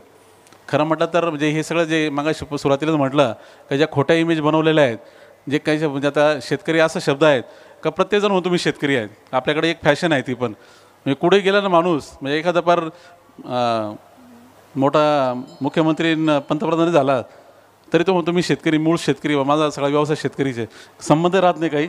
पण ते आता एक बोलायची फॅशन झाली, त्या अर्थाने शेतीचा ते एक क्षेत्र सोयीनुसार जोडलं जातं. एक सहानुभूती मिळवायला म्हणा किंवा मग त्याला इतर काही इतर गोष्टी लपवायच्या असेल म्हणा. तर हा सगळा जो नकलीपणा आहे हा पहिला सोडायला पाहिजेत आणि एक वेगळ्या दृष्टीने शेतकऱ्यांकडे बघायला हवं, शेती व्यवसायाकडे बघायला हवं. तेव्हाच देशाची एकंदरीत इकॉनॉमी बदलेल. शेतीचा प्रश्न हा फक्त शेतकऱ्यांचा प्रश्न नाही आहे, हा फक्त ग्रामीण भारताचा प्रश्न नाही आहे, हा पूर्ण भारताच्या इकॉनॉमीचा प्रश्न आहे. मुंबईमध्ये गेलं, अंबानीची अँटेना बिल्डिंग आहे, 700 कोटीची बिल्डिंग आहे. त्या बिल्डिंगमध्ये उभं राहिलं आणि तिथून जर वरच्या मजल्यावरून पाहिलं तर ती 50% मुंबईमधली जी काही झोपडपट्टी आहे ती दिसते. जो त्या अँटेना बिल्डिंगमध्ये राहणार माणसाला त्याला कोणत्या प्रकारचं सुख असेल. मग तो स्वतःच्या पुरतं तेवढा एक बदल झाला, पण आजूबाजूचा सगळा जेवढा हा सगळा पूर्ण समाज, जो सगळा फसलेला समाज आहे, गाळामध्ये फसलेला, आणि तो कुठून आलेला, मुंबईच्या झोपडपट्टीतला माणूस कोण आहेत? 99% लोक हे ग्रामीण भारतातले आहेत. मग ते UP बिहारच्या किंवा झारखंड ओरिसाच्या भागातून आलेत किंवा मग आपल्या मराठवाड्यातून गेले असतील किंवा मग कोकणातून गेले असतील किंवा घाटावरून गेले असतील. तर ज्यांना शेती परवडत नाही ती प्रत्येकजण ते शहरामध्ये जे काही मिळेल ते शोधायला, संधी शोधायला गेलेला माणूस. आणि तो सगळा असा समाज तो एकीकडे दिसतो आहे आणि दुसरीकडे एक वर्ग आहेत का ज्याची प्रगती चालली आहे. आज देशामध्ये जवळ पाहिलं तर जे काही संपत्ती तयार झाली एवढ्या मागच्या साधारण 30 वर्ष काळात भारताची इकॉनॉमी, आपल्याला कल्पना आहे की आत्ता म्हणजे आपण 5th लार्जेस्ट इकॉनॉमी झालेत, आपण 3री लार्जेस्ट इकॉनॉमीच्या दिशेने वाटचाल करतो आहे. आणि हा सगळा प्रवास मागच्या 30 वर्षात जो झाला आहे त्याच्यामध्ये म्हणजे साधारण 91च्या दरम्यान भारत ही 24वी इकॉनॉमी होती, तिथून इथपर्यंत आलो आहे. पण ती सगळी जी काही प्रगती झालेली आहे ही फक्त सर्व्हिस सेक्टर आणि इंडस्ट्री सेक्टरमध्ये, आणि त्यातून जे काही संपत्ती काही वर्गाकडे आली आहेत. म्हणजे आजचं चित्र असं आहे का टोटल देशाची जेवढी संपत्ती आहे त्या 50% संपत्ती फक्त 1% वर्गाकडे आहे. म्हणजे एक वर्ग असं आहे का त्या देशाची जे काही प्रगती म्हणतोय आपण, इकॉनॉमी वाढते आणि आपण देश म्हणून महासत्तेच्या दिशेने वाटचाल करतोय, तर ही 1% वर्गाची, 2% वर्गाची प्रगती होत असेल आणि बाकी समाज जर तो अटकून असेल, तो उलटा फसलेला असा गाळात, तो किती दिवस शांत राहणार? कधी ना कधी त्याच्या या संतोषाला वाचा फुटणारच आहेत. जे आता ते आपण सगळ्या आंदोलनाच्या निमित्तानं बघायला लागलो आहेत किंवा पंजाबमधली जी परिस्थिती आहे त्या निमित्तानं बघायला लागलो आहेत किंवा नक्षलिझम जे आहे त्या निमित्तानं बघायला लागलो आहेत. म्हणजे आपण नक्की वाटचाल कोणत्या दिशेने करतो आहे एवढा विचार प्रत्येक सुजाण नागरिकाला करावा लागेल. आणि त्यातून हा विचार करावा लागेल का आता प्रत्येक नागरिकाला, देशातल्या 142 कोटी या लोकसंख्येच्या प्रत्येक घटकाला आपण जोपर्यंत सुरक्षित, एक शाश्वत आर्थिक त्यांना एक प्रकारची व्यवस्था उभी करू शकत नाही, त्यांच्या बेसिक गरजा ह्या भागू शकत नाहीत, तोपर्यंत देशाची प्रगती होणार नाहीत. आणि त्यामध्ये ह्या 70 कोटी लोक शेतीवर जे अवलंबून आहे या सर्वांना त्या दृष्टीने बघावं लागेल. तुम्ही त्यांना शेतीमधूनच एक तर पहिलं शाश्वत त्यांचं उत्पन्न कसं वाढेल, ती त्याच्या परत शाश्वती कशी तयार होईल हा मूलभूत विचार करा. नाही जमलं तुम्हाला शेतीमधून तसं जर तर तेवढा रोजगार तयार करा आणि त्या प्रकारची व्यवस्था दुसऱ्या क्षेत्रात तयार करा. दोन्हीपैकी कोणता ना कोणता मार्ग तुम्हाला घ्यावाच लागेल आणि त्यातून तुम्हाला एक हा गुंता सोडावा लागेल. आणि त्यातला जो दुसरा जो मार्ग आहे का इतर क्षेत्रामध्ये नोकरी तयार करायचा, हा जास्त अवघड मार्ग आहे असं मला वाटतं. कारण आपण जर पाहिलं नोकऱ्या तयार करायला पाहिजेत, नोकऱ्या मोठ्या प्रमाणात सरकारी नोकऱ्या तयार व्हायला पाहिजेत किंवा खाजगी क्षेत्रात का होईना तयार व्हायला पाहिजेत, चांगल्या गुणवत्तेच्या, चांगल्या दर्जाच्या, उत्तम उत्पन्न देणाऱ्या नोकऱ्या तयार व्हायला पाहिजेत.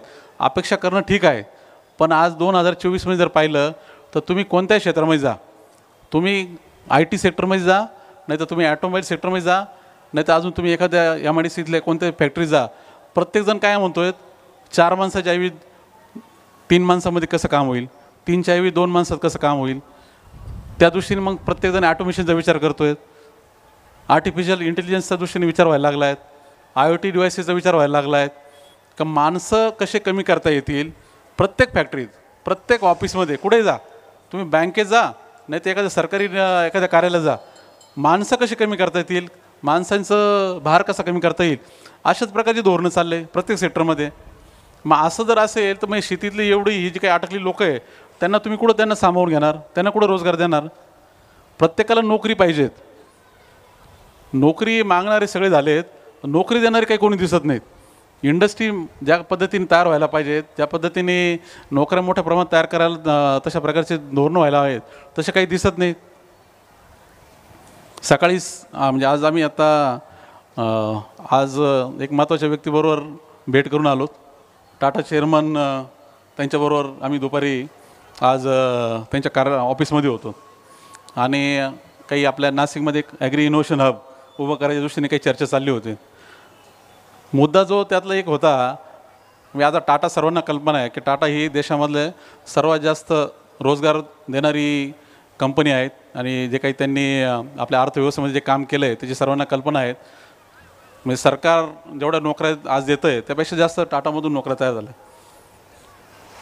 आता ह्या सगळ्या म्हणजे त्या याच्यामध्ये चर्चेमधला जो काही मुद्दे होते त्यात एक मुद्दा की शेतीकडे आपण कोणत्या नजरेने बघतो. म्हणजे आम्ही ॲग्रिकल्चर इनोव्हेशनच्या दृष्टीने गेलेलो होतो त्यांची भेट घ्यायला आणि त्यामधला जो मुद्दा होता की ॲग्रिकल्चरला प्युअरली एक इंडस्ट्री म्हणून जर पाहत नाहीत आपण, प्रत्येक शेतकऱ्याला एक उद्योजक म्हणून जोपर्यंत उभं करत नाहीत आणि तो शेतकरी पहिला तो उद्योजक म्हणून यशस्वी एक उद्योजक होणं म्हणजे काय, तर त्याचा पहिला धंदा फायद्यात येणं, प्रगती होणं त्याच्या धंद्यातूनच जास्तीत उत्पन्नातून, आणि हे घडायला लागलं तर त्यातून जो रोजगार तयार होणार आहे, प्रत्येक शेतामध्ये जो रोजगार तयार होणार आहे, हे सगळ्या अर्थाने खरं देश बदलून टाकणारं एकंदरीत पुढचं चित्र असेल आणि त्या दृष्टीने शेतीकडे बघावं लागेल.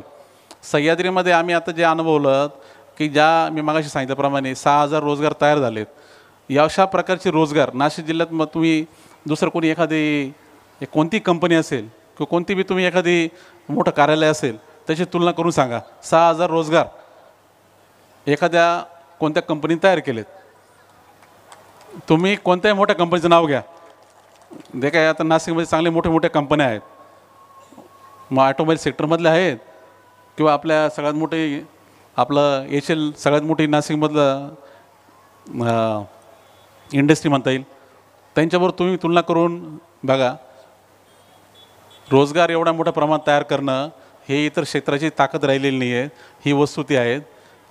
शेतीकडं नवीन नजरेने बघावं लागेल. शेती हा खरं म्हटलं तर आता नुसतं आपल्याला धान्य आणि किंवा बेसिक काही अन्न देणारा व्यवसाय नाही आहे, तर याच्यामध्ये एक पूर्ण मोठी ऊर्जा, ती एक पूर्ण देश बदलून टाकण्याची ऊर्जा त्याच्यामध्ये आहेत. IT सेक्टर आम्ही येताना बोलत होतो की TCS ही आज सगळ्यात मोठी देशातली कंपनी, सर्वात मूल्यवान कंपनी आहे, जवळजवळ 14 लाख कोटीची तिचं मूल्य असलेली कंपनी आहे. आता ती TCS जवळजवळ 6 लाख लोकांना रोजगार देतात आणि त्याच्याबरोबर IT सेक्टरमधून जवळजवळ 25 लाखच्या वरती रोजगार मागच्या 30 वर्षात उभे राहिलेत. 90च्या आधी काही नव्हते, अशा प्रकारचं कोणतंही असं चित्र देशामध्ये नव्हतं, मागच्या 30 वर्षात उभं राहिलं आहे.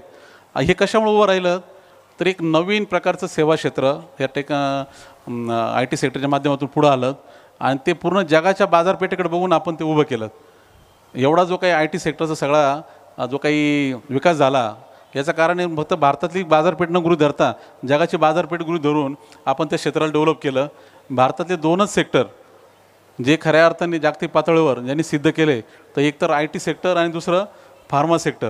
हे 2 उद्योगांना तुम्ही जर पाहिलं तर त्यांनी मागच्या 30 वर्षामध्ये देशाच्या इकॉनॉमीमध्ये भर तर घातलाच, एकंदरीत आपली इकॉनॉमी त्यांनी पुढे नेली, पण रोजगार मोठ्या प्रमाणात तयार केला, जी देशाची सर्वात महत्त्वाची गरज आहे.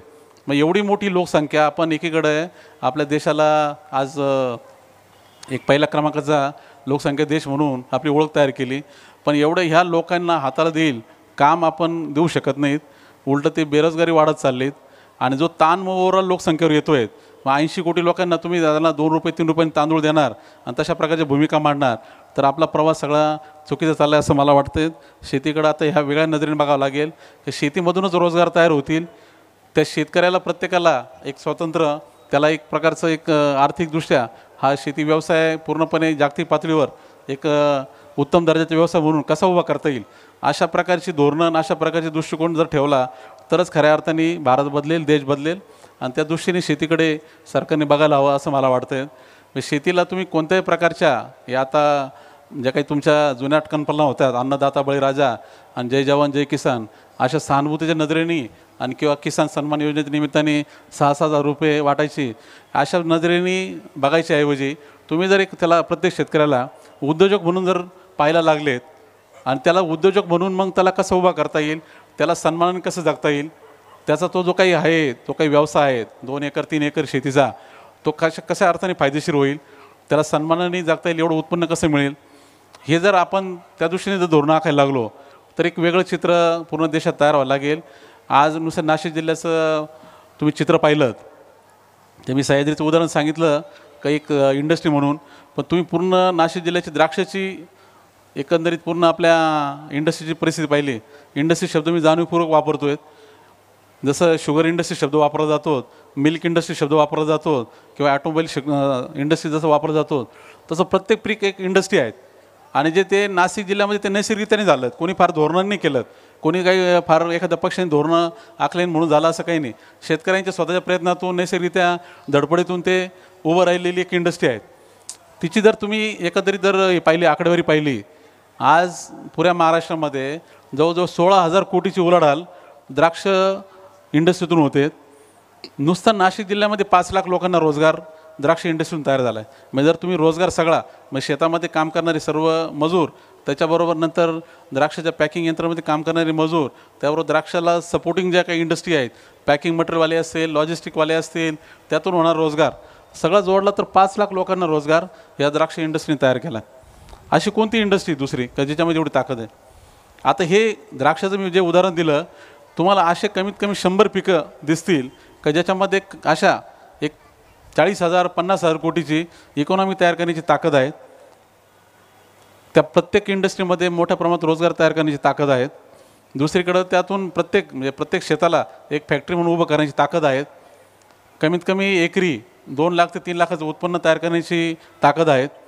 3 एकर शेतामधून सुद्धा कमीत कमी 6 लाख रुपये म्हणजे महिन्याला 50,000 रुपये हे शाश्वत उत्पन्न देण्याची ताकद आहे. हे सगळं आहेत.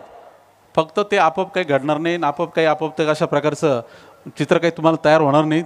चित्र तयार करावं लागेल. ते तयार करण्यासाठी तशा प्रकारचे ठरवून प्रयत्न करावे लागतील. त्यासाठी सरकारच्या पातळीवर मुळात तर तसं एक धोरणच बदलावं लागतील. का तर शेतकरी हा अन्नदाता नाही, बळीराजाने हा व्यावसायिक आहे.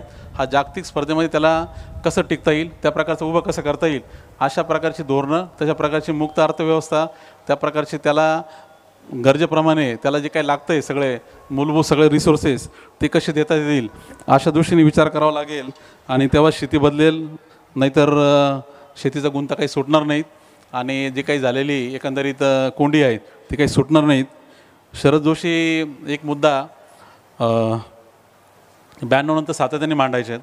पहिलं तर जे काही जागतिकीकरण आणि जागतिक सगळी अर्थव्यवस्था, मुक्त अर्थव्यवस्थेचे धोरणं गॅट करायच्या निमित्ताने स्वीकारले, तर त्याचा पहिला खंबीर आणि हिरोईन पुरस्कार केला तो शरद जोशींनी केला. आणि त्यामागे त्यांची भूमिका जी होती का सरकारने जी समाजवादी व्यवस्थेमध्ये कोंडी केलेली आहे त्या कोंडीतून सुटायचं तर पहिलं तर शेतकऱ्याला एक व्यावसायिक म्हणून उभं केलं पाहिजे आणि त्याला जागतिक बाजारामध्ये संधी तयार करून दिल्या पाहिजेत.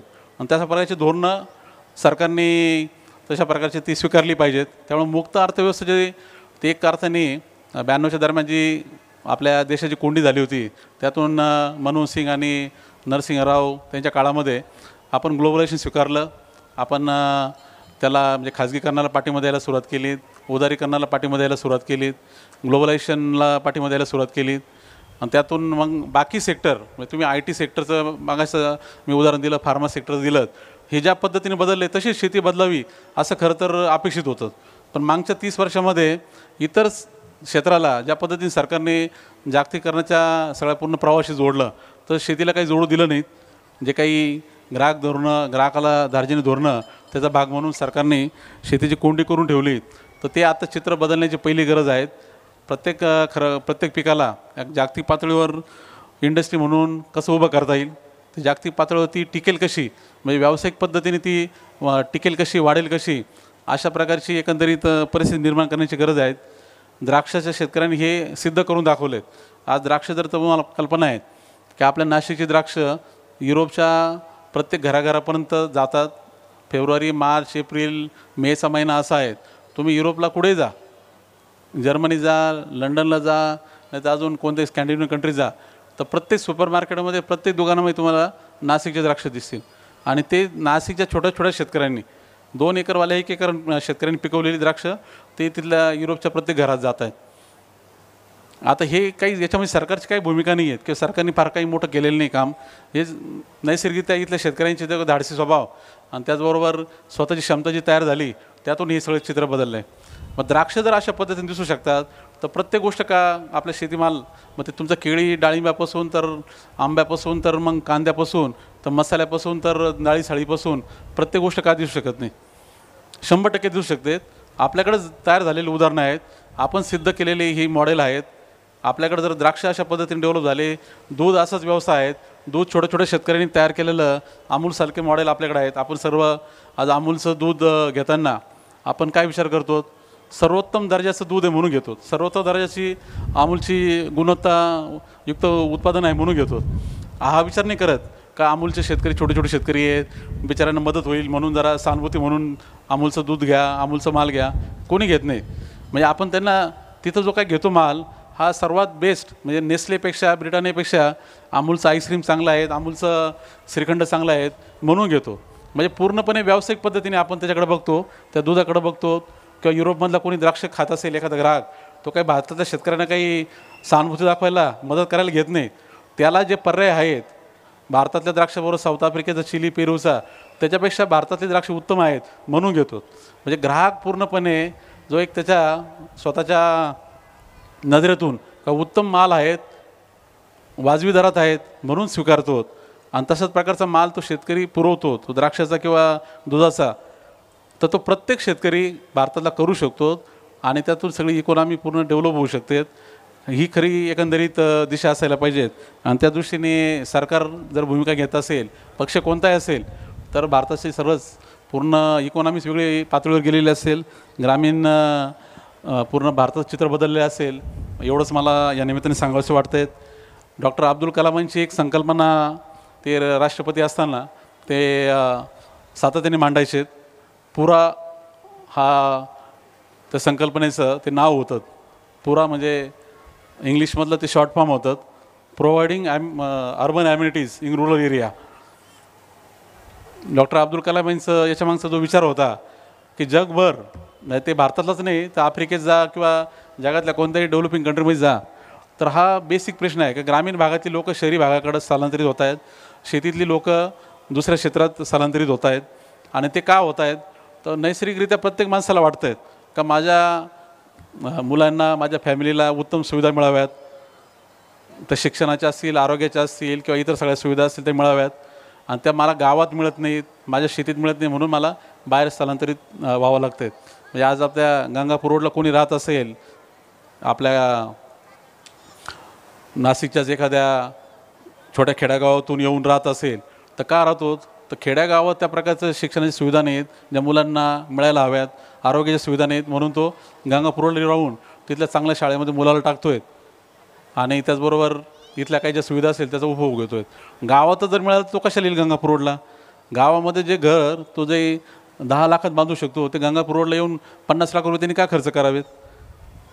काहीच कारण नाहीत. उलटं ते गावातच राहिलं तर शुद्ध हवा आहेत, सगळं चांगलं वातावरण आहेत, प्रत्येकाला ते पाहावं असं आहे. पण नुसतं वातावरण होत नाही, त्याबरोबर बाकीच्या सुविधा बी प्रत्येकाला अपेक्षा असतात. माणूस नैसर्गिक त्याचा विचार करतो आणि ते जे काही घडतं आहे म्हणजे अशा प्रकारचं स्थलांतर ते थांबवायचं असेल तर जिथे तो माणूस जन्माला आला, जिथे तो राहतो आहे तिथेच त्याच्या व्यवस्था कशा उभ्या राहतील असा विचार करावा लागेल. आणि ते उभं करायचं असेल तर तिथली इकॉनॉमी उभी करावं लागेल, त्या गावची इकॉनॉमी उभी करावं लागेल, तिथंच प्रकारचं तेवढं शाश्वत आर्थिक उत्पन्न तयार करावं लागेल. आणि मग त्या अर्थाने तिथले जे उत्पादनं आहेत, मग तिथले जे काही असतील, मग आता नाशिक जिल्ह्यातलं तुम्ही कसमाते भागात गेलं तर कांदा असेल, किंवा निफाड तालुक्यात गेलं तर द्राक्ष असेल, किंवा मग कोकणात जर गेले तर तिथले मासे असतील, किंवा मग गडचिरोली गेले तर तिथं बांबू असेल, जे काही असेल निसर्गाने दिलेले असे जे काही सगळे साधनं आहेत, उत्पादनं आहेत, त्याला एक इंडस्ट्रीज म्हणून उभं करावं लागेल, इकोसिस्टम म्हणून उभं करावं लागेल. जे सगळ्या त्या कम्युनिटी म्हणून कशा उभ्या राहतील, सरकार असो नसो तरी इकॉनॉमीज डेव्हलप झाली तर ॲटोमॅटिकली विकास व्हायला लागेल. तो कोणासाठी थांबणार नाही. नाही तर आज गावातमध्ये एक छोटा मोठी गटार जरी दुरुस्त करायची तर मग तिथलं सरपंच आपला पंचायत समिती जातो आहे, झेडपीला जातो आहे आणि काय अनुदान मिळेल का बघतो आहे. तालुक्याचा आमदार आहे तो आपला मुंबईला जातो आहे आणि मंत्र्याकडे जाऊन चक्कर मारतो का तालुक्यातले रस्ते जे आहे ते दुरुस्त करायला फंड द्या. राज्याचे मंत्री येते केंद्रात जात आहेत, केंद्रातील मंत्री येते जागतिक बँकेकडे जात आहेत. म्हणजे सगळे वरती सगळे बघतायत का वरून काहीतरी येईल. खाली जर आर्थिक ताकद तयार झाली तर कोणत्याही प्रकारची अशी धोरणं आणि अशा प्रकारचा उलटा प्रवास करायची गरज नाहीत. तर तशा दृष्टीने आता विचार करायची गरज आहे की तळागाळामध्ये तिथला प्रत्येक माणसाला इकॉनॉमिकली स्टेबल करायला ग्रामीण भागातले जेवढी साधनं आहेत, जी काही पिकं असतील ती सगळी ती पिकं इंडस्ट्री स्वरूपात उभी राहणं, स्वयंपूर्ण इंडस्ट्री ती सेल्फ सस्टेनिंग मोडमध्ये कशी जाईल अशी जर सगळी धोरणं आखली गेली तर बदल होईल आणि तेव्हाच खऱ्या अर्थाने इकॉनॉमीमधला बदल दिसेल. शरद जोशी अजून एक मुद्दा मांडायचे आहेत. याची जी काही एकंदरीत परिस्थिती आहे आपली आता, ही ते दुसऱ्या महायुद्धातील परिस्थितीची तुलना करून सांगायचे आहेत का दुसऱ्या महायुद्धामध्ये जे झालं तर दोस्त राष्ट्र आणि त्याचबरोबर जे पराभूत राष्ट्र आहेत त्यांच्यामध्ये जो काही एक मोठ्या प्रकारची हे दरी तयार झालेली होती. आपल्याला कल्पना आहे की दुसरं महायुद्ध का झालं तर पहिल्या महायुद्धाचा जो असंतोष होता त्यातून झालं. मग जर्मनीवर ज्या प्रकारच्या अटी फ्रान्स आणि इंग्लंडने लादल्या त्यामुळं दुसरं महायुद्ध हिटलर तयार झालं आणि ते झालं. आणि ते दुसऱ्या महायुद्ध तिसरं महायुद्ध जर व्हायचं नसेल तर जी काही दोस्त राष्ट्र जी जिंकलेली विजयी राष्ट्र आहेत त्यांना ती पराभूत राष्ट्र म्हणजे जर्मनीला जपानला उभं करावं लागेल, त्यासाठी तशी गुंतवणूक करावं लागेल. आणि ती जी काही धोरणं आखली गेली त्याला मार्शल प्लॅन म्हटलं गेलं. तर त्यातून म्हणजे अमेरिका, इंग्लंड, फ्रान्स जी देश म्हणजे दोस्त राष्ट्र जी जिंकलेली त्यांनीच जर्मनीला उभं करायला, जपानला उभं करायला त्यांनी पुढाकार घेतला आणि जपानची आणि जर्मनीची अर्थव्यवस्था त्यांनी उभी केली. आज जगामध्ये आज तिसऱ्या क्रमांकाची, चौथ्या क्रमांकाची अर्थव्यवस्था ही जर्मनी आणि जपानची आहे. म्हणजे दुसऱ्या महायुद्धामध्ये पूर्ण उद्धूस झाले राष्ट्र होते, पण त्यांना उभं करायला दोस्त राष्ट्रांनीच पुढाकार घेतला. त्यातून तिसरं महायुद्ध तर टाळलं गेलं, पण जगाची पूर्ण प्रगती झाली. आपली एकंदरीत जी शेतीची जी कोंडी आहे तशीच आहेत. आधी जे काही समाजवादी व्यवस्थेमध्ये जे काही सगळे सरकारच्या धोरणाचा भाग म्हणूनच शेतीतलं भांडवल काढायचं काम केलं गेलं, शेतीला तोट्यात न्यायचं काम केलं गेलं. त्यातून जे काही शेतकरी समाज कर्जाच्या सगळ्या खाईत ढकलला गेला, त्यातून जे काही सगळ्या प्रकारचा अनरेस्ट तयार झाला आहे, आत्महत्येपर्यंत लोक पोहोचले आहेत. आणि जी काही कोंडी झालेली आहे ती कोंडी जर फोडायची असेल तर आता ज्या क्षेत्राने शेतीतलं भांडवल काढलं, ज्यांनी शेतीला एका अर्थाने पूर्ण शोषण करत दिलं, त्यांनाच पुढाकार घेऊन शेतीमध्ये तशा प्रकारची गुंतवणूक करावं लागेल. सरकार ज्यांनी मागच्या 40-50 वर्षा काळामध्ये किंवा इंग्रजांच्या काळापासून सगळं शेतीत शोषण केलं तर त्यांना ते जे काही केलेलं सर्व त्याची शोषणाची भरपाई काढायची असेल तर तेवढ्या मोठ्या प्रमाणात शेतीमध्ये गुंतवणूक करावं लागेल. त्या प्रकारची व्यवस्था उभी करावं लागेल. वरवरच्या योजना नावाला काहीतरी अशा 2,000 रुपये 4,000 रुपये महिन्याला देण्याच्या योजना आणि किंवा मग काहीतरी तुटपुंजा कुठंतरी छोट्या मोठ्या सबसिडी ही अशा पलीकडे विचार करावा लागेल. मोठ्या प्रमाणात भांडवल गुंतवणूक शेतीमध्ये कशी होईल, त्याचबरोबर शेतीमध्ये तंत्रज्ञान कसं मोठ्या प्रमाणात येईल, शेतीकडे टॅलेंट कसं अट्रॅक्ट होईल, जो काही तरुण वर्ग जो इतर क्षेत्रामध्ये कर्तृत्व दाखवतो आहे तो शेतीकडे परत कसा ओढला जाईल, अशा प्रकारची एकंदरीत भूमिका आता घ्यावी लागेल. त्यासाठी तशा प्रकारच्या बजेटची तरतूद करावं लागेल. हे असं जे काही आता सध्या शेतीवर आपण बजेटमध्ये जी तरतूद करतो 2%, 3% बजेटचा, याच्या पलीकडे विचार करावा लागेल. पूर्णपणे एक मोठी इंडस्ट्री या शेतीच्या माध्यमातून ग्रामीण भागात उभी राहू शकते, रोजगार मोठ्या प्रमाणात तयार होऊ शकतात आणि त्या अर्थाने भरपाई आपल्याला अर्थव्यवस्थेला करावं लागेल. अशी भूमिका सर्व पक्षांनी घेतली तर एक वेगळं चित्र तयार होईल. मार्शल प्लॅन शेतीमध्ये कशा पद्धतीने असा राबवता येईल हा सगळा जर शेती बदलण्याच्या दृष्टीने सर्व राजकीय पक्षांनी पुढाकार घेतला आणि तशी धोरणं आखली तर मला वाटतं खऱ्या दिशेने आपण योग्य दिशेने चाललो असं म्हणायला काही हरकत नाही. ह्या शेतकऱ्यांच्या सर्व जे काही अपेक्षा खरं म्हणतात हे मी थोडं माझ्या अपेक्षा मांडल्या असं म्हणायला काही हरकत नाही. सर्वसाधारण शेतकऱ्याच्या नजरेने पाहिलं तर आता भरपूर गोंधळ आहेत. पंजाबच्या शेतकऱ्याच्या नजरेने पाहिलं तर तो म्हणेल असे काही आमची मागणी नाही, आम्हाला तर आमचा हमीभाव वाढून द्या, आमचा सध्या जो काही गव्हाचा भाव आहे तो दुप्पट करून द्या. अशाच प्रकारच्या त्यांच्या मागण्या आहेत. जो काही कृषी कायद्याच्या निमित्ताने जो गोंधळ झाला का पंजाबच्या शेतकऱ्यांनी उलटं धोरण घेतलं. खरं तर कृषी कायद्याच्या निमित्ताने सरकार बाजारपेठ मोकळे करायला निघालं होतं. सरकार मुक्त अर्थव्यवस्थेच्या मूळ प्रवाहाकडे शेतकऱ्यांनी घेऊन जायला लागलं होतं, पण पंजाबमधल्या शेतकऱ्यांचा उलटा विरोध झाला. त्यांनी उलटं ते हाणून पाडलं.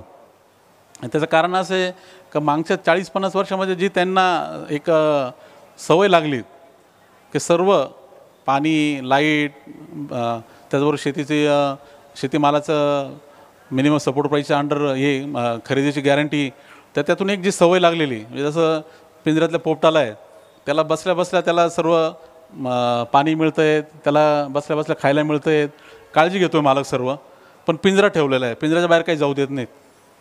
आता त्याला ती सवय लागली पिंजऱ्यात राहायची. त्याला एक दिवस जर पिंजरा मोकळा केला आणि त्याला जर म्हटलं का तू उद्यापासून मुक्त आहे, तू अन्न शोध, तुला पाहिजे तिथं बस, तुला पाहिजे तसं कर, पाहिजे तर पिंजऱ्यात येऊन बस, पाहिजे तर बाहेर झाडावून जाऊन बस. पण तो त्याला तयार नाही. तो म्हणतो नाही, मला इथंच बसायचं आहे, मला इथंच वाढा, माझं मस्त चाललं आहे. तर अशा प्रकारची मानसिकता ती थोडीशी काहीतरी पंजाबमध्ये झालेली आहे. आणि त्यामुळे मग ते जे काही चाललेलं आहे म्हणजे त्या प्रकारच्या अपेक्षा सरकारकडून त्यानुसार ती सगळी भूमिका घेत आहेत. तर ती भूमिका आणि मी जी मांडतो ही भूमिका पूर्ण वेगळी आहेत. मी जी काही भूमिका मांडली ही पूर्ण इथल्या आपल्या नाशिकच्या सगळ्या शेतकऱ्यांची जी काही 40-50 वर्षात बदललेली मानसिकता आहेत, शेतकरी संघटनेच्या शरद जोशींच्या विचारातून म्हणजे एक पूर्णपणे शास्त्रीय विचारातून घडलेली मानसिकता आहेत. आणि हा नुसताच मांडायचा विचार नाही किंवा बोलायचीच भाषा ही सगळी कल्पना नाही आहे. तर ही प्रत्यक्ष कृतीत आलेल्या ह्या सगळ्या गोष्टी आहेत. सह्याद्रीचा जो काही तुम्ही मगाशी फिल्मच्या माध्यमातून पाहिलेलं तिथलं सगळं बदललेलं चित्र आहेत, तर हे सगळे त्या विचारावर फक्त कृती केल्यामुळे घडलेले चित्र आहेत. जे काही 12-13 वर्षामध्येच म्हणजे काही फार मोठा प्रवास नाही आहे. सह्याद्रीचा प्रवास फक्त 12 वर्षाचा प्रवास आहे आणि 12 वर्षामध्ये बदललेले चित्र आहेत. याच्यामध्ये सरकारचं योगदान खरं म्हटलं तर, आता मी खरं तर म्हटलं तर कोणाला म्हटलं तर राग येईल, पण खरोखर सह्याद्रीच्या प्रवासामध्ये एकही कोणत्याही पक्षाचं किंवा कोणत्याही व्यक्तीचं कोणाचंच काही योगदान नाही. बऱ्याचदा सह्याद्रीच्या बाबतीत जे काही चर्चा होते नाशिक शहरामध्ये, डॉक्टर साहेब जोडलं जातं नावं, बरोबर आहे ना, की हे सह्याद्री म्हणजे याचा कोणातरी हात आहे, याचा कोणातरी त्याच्या मागे सपोर्ट आहे, या राजकीय व्यक्तीचा त्या व्यक्तीचा नावं घेतले जातात. पण मला तुम्हाला इथं आता या सार्वजनिक व्यासपीठावरून सांगायचं आहे, 2010ला जेव्हा सह्याद्री सुरुवात झाली तिथून तर 2018पर्यंत आम्ही काय करतो आहे, सह्याद्री नक्की ही संस्था काय उभी राहते, कोण पुढाकार घेते, कशासाठी घेते, ना आम्ही कोणाला सांगायला गेलो ना कोणाकडे काय मागायला गेलो, सांगायलासुद्धा गेलो नाही कोणाला का आम्ही असं काही करतो आहे आणि त्यासाठी कोणी मदत करावी काय करावी. सरकारच्या कोणत्याही योजनेला आणि सबसिडीला आणि कशाला तर आम्ही त्याला ॲप्लायसुद्धा केलं नाही, ठरवून नाही केलं. कारण भूमिका आमची जी होती का शेतीमध्ये जे काही बदल व्हायचे असतील तिथंमध्ये काही जर काही आपल्याला अपेक्षित असलेलं प्रगती व्हायची असेल तर आपल्यालाच आपली व्यवस्था उभी करावी लागेल. आपण फक्त अपेक्षा करत राहायच्या सरकारकडून का केंद्राने असं करावं, राज्याने असं करावं, तर त्या अपेक्षा तर भरपूर झाल्या 70 वर्ष, काही बदल नाहीत. कशाला अपेक्षा करत बसायच्यात आणि कशाला दोष देत बसायचं, कशाला नुसतं आंदोलन करत बसायचं. त्यापेक्षा आपलीच ताकद तयार करू, आपणच आपली ताकद एवढी तयार करू आणि प्रश्न आपणच आपल्या ताकदीवर सोडू. आपण सरकारकडून काही अपेक्षा करण्यापेक्षा आपली क्षमता जर आपण अशी तयार केली की ज्यातून कोणताही प्रश्न घ्या तुम्ही, मग ते एखादं निसर्गाचे आव्हानं घ्या, मार्केटचे आव्हानं घ्या, आपण सोडू शकतो. तर तसा विचार करूया, तसा पुढाकार घेऊया, तशी क्षमता तयार करूया आणि त्या दृष्टीने आम्ही काम करत राहिलो. सह्याद्री सर्व टीम, सह्याद्री सर्व सभासद काम करत राहिलेत. आणि एक आता टप्पा असा आला आहे, कमीत कमी आमच्या पिकामध्ये, द्राक्ष पिकामध्ये जे आमचं मुख्य पीक आहे त्याच्यातले सर्व प्रश्न असतील नसतील ते प्रश्न, मग ते मार्केटचे प्रश्न असतील, नाहीतर मग ते एखाद्या नवीन व्हरायटी शोधण्याचा विषय असेल, नाहीतर मग ते एका आपल्या द्राक्ष संबंधित तुम्ही रोग कीड नियंत्रणापासून तर तुम्ही काय नाव घ्याल त्या सगळ्यामध्ये सरकारपेक्षा जास्त आम्ही सक्षम झालो आहे आमचे प्रश्न सोडवायला. आम्हाला काही कोणाकडून सरकारकडून काही अपेक्षा ठेवायची गरज नाही, आम्हाला काही कोणावर अवलंबून राहायची गरज नाही. आता हे 10-12 वर्षात घडले, फार काही जुना काळ नाही आहेत, बघता बघता घडलं आहेत. म्हणजे आजचा जो काही काळ आहे हा खरं पाहिलं तर हा सगळा बदल तंत्रज्ञानामुळे घडवायचा काळ आहे. माणसाच्या स्वतःच्या हिमतीवर, त्याच्या स्वतःच्या ताकदीवर सगळं जग बदलून टाकायचा काळ आहे.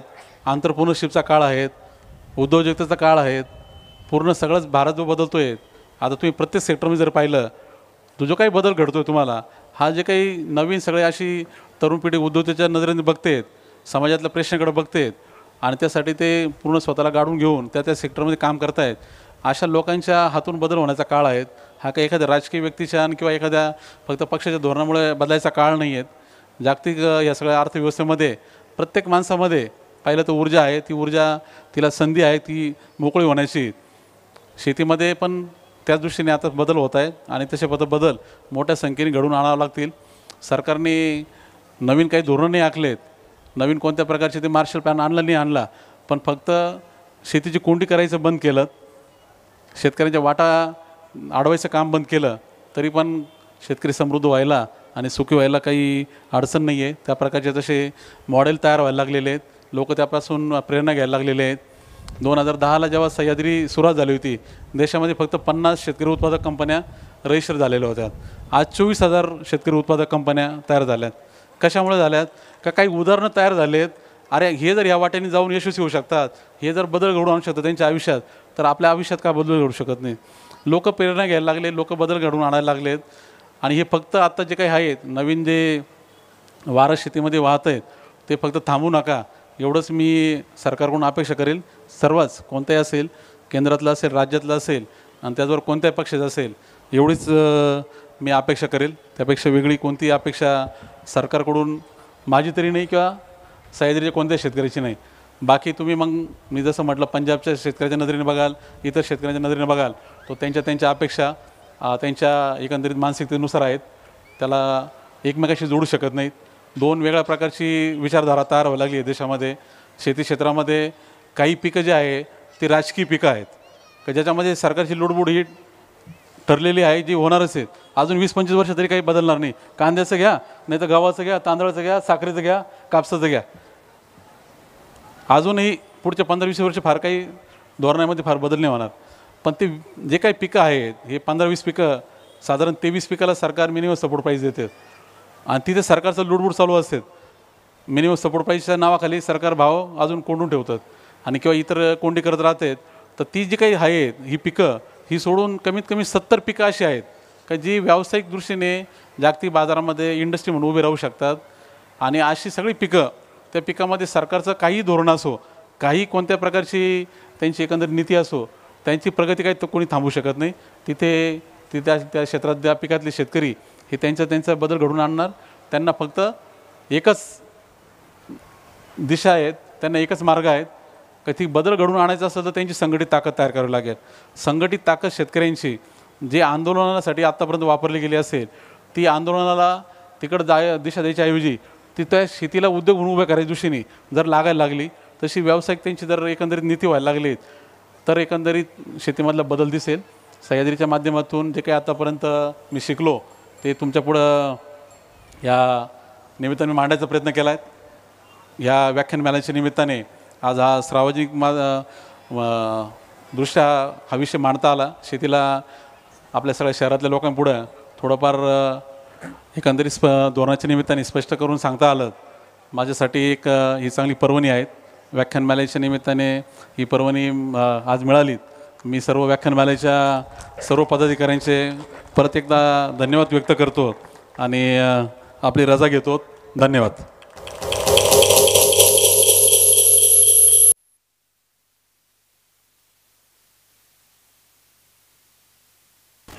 हॅलो, धन्यवाद सर. सामान्य शेतकऱ्याला प्रगतिशील शेतकरी बनवणारे सह्याद्री फार्म्सचे चेअरमन श्री विलासराव शिंदे साहेब यांनी शेतकऱ्यांच्या सरकारकडून अपेक्षा या विषयावर आजचे आपले पुष्प गुंफले होते. शिंदे साहेबांनी विविध राज्यातील शेतकरी, त्यांना असलेल्या समस्या आणि मिळणारा रोजगार अतिशय समर्पकपणे मांडला. वसंत व्याख्यानमालेच्या वतीने शिंदे साहेबांचे मनपूर्वक आभार. मोविप्रचे अध्यक्ष डॉक्टर सुनील डिकले सर आज उपस्थित राहिलेत, सरांचेही आभार. टाटा ग्रुपच्या सोशल इनोव्हेटिव्ह ग्रुपचे संचालक श्री संदीप शिंदे साहेब यांचेही मनपूर्वक आभार. सह्याद्री फार्मचे जनसंपर्क अधिकारी आमचे मित्र प्रितीशजी कारे साहेब यांचेही मनपूर्वक आभार. आपण सर्वजण मोठ्या संख्येने उपस्थित राहिलात, आपलेही आभार. उद्या बुधवार दिनांक 8 मे स्वर्गीय माधवराव काळे स्मृती व्याख्यान.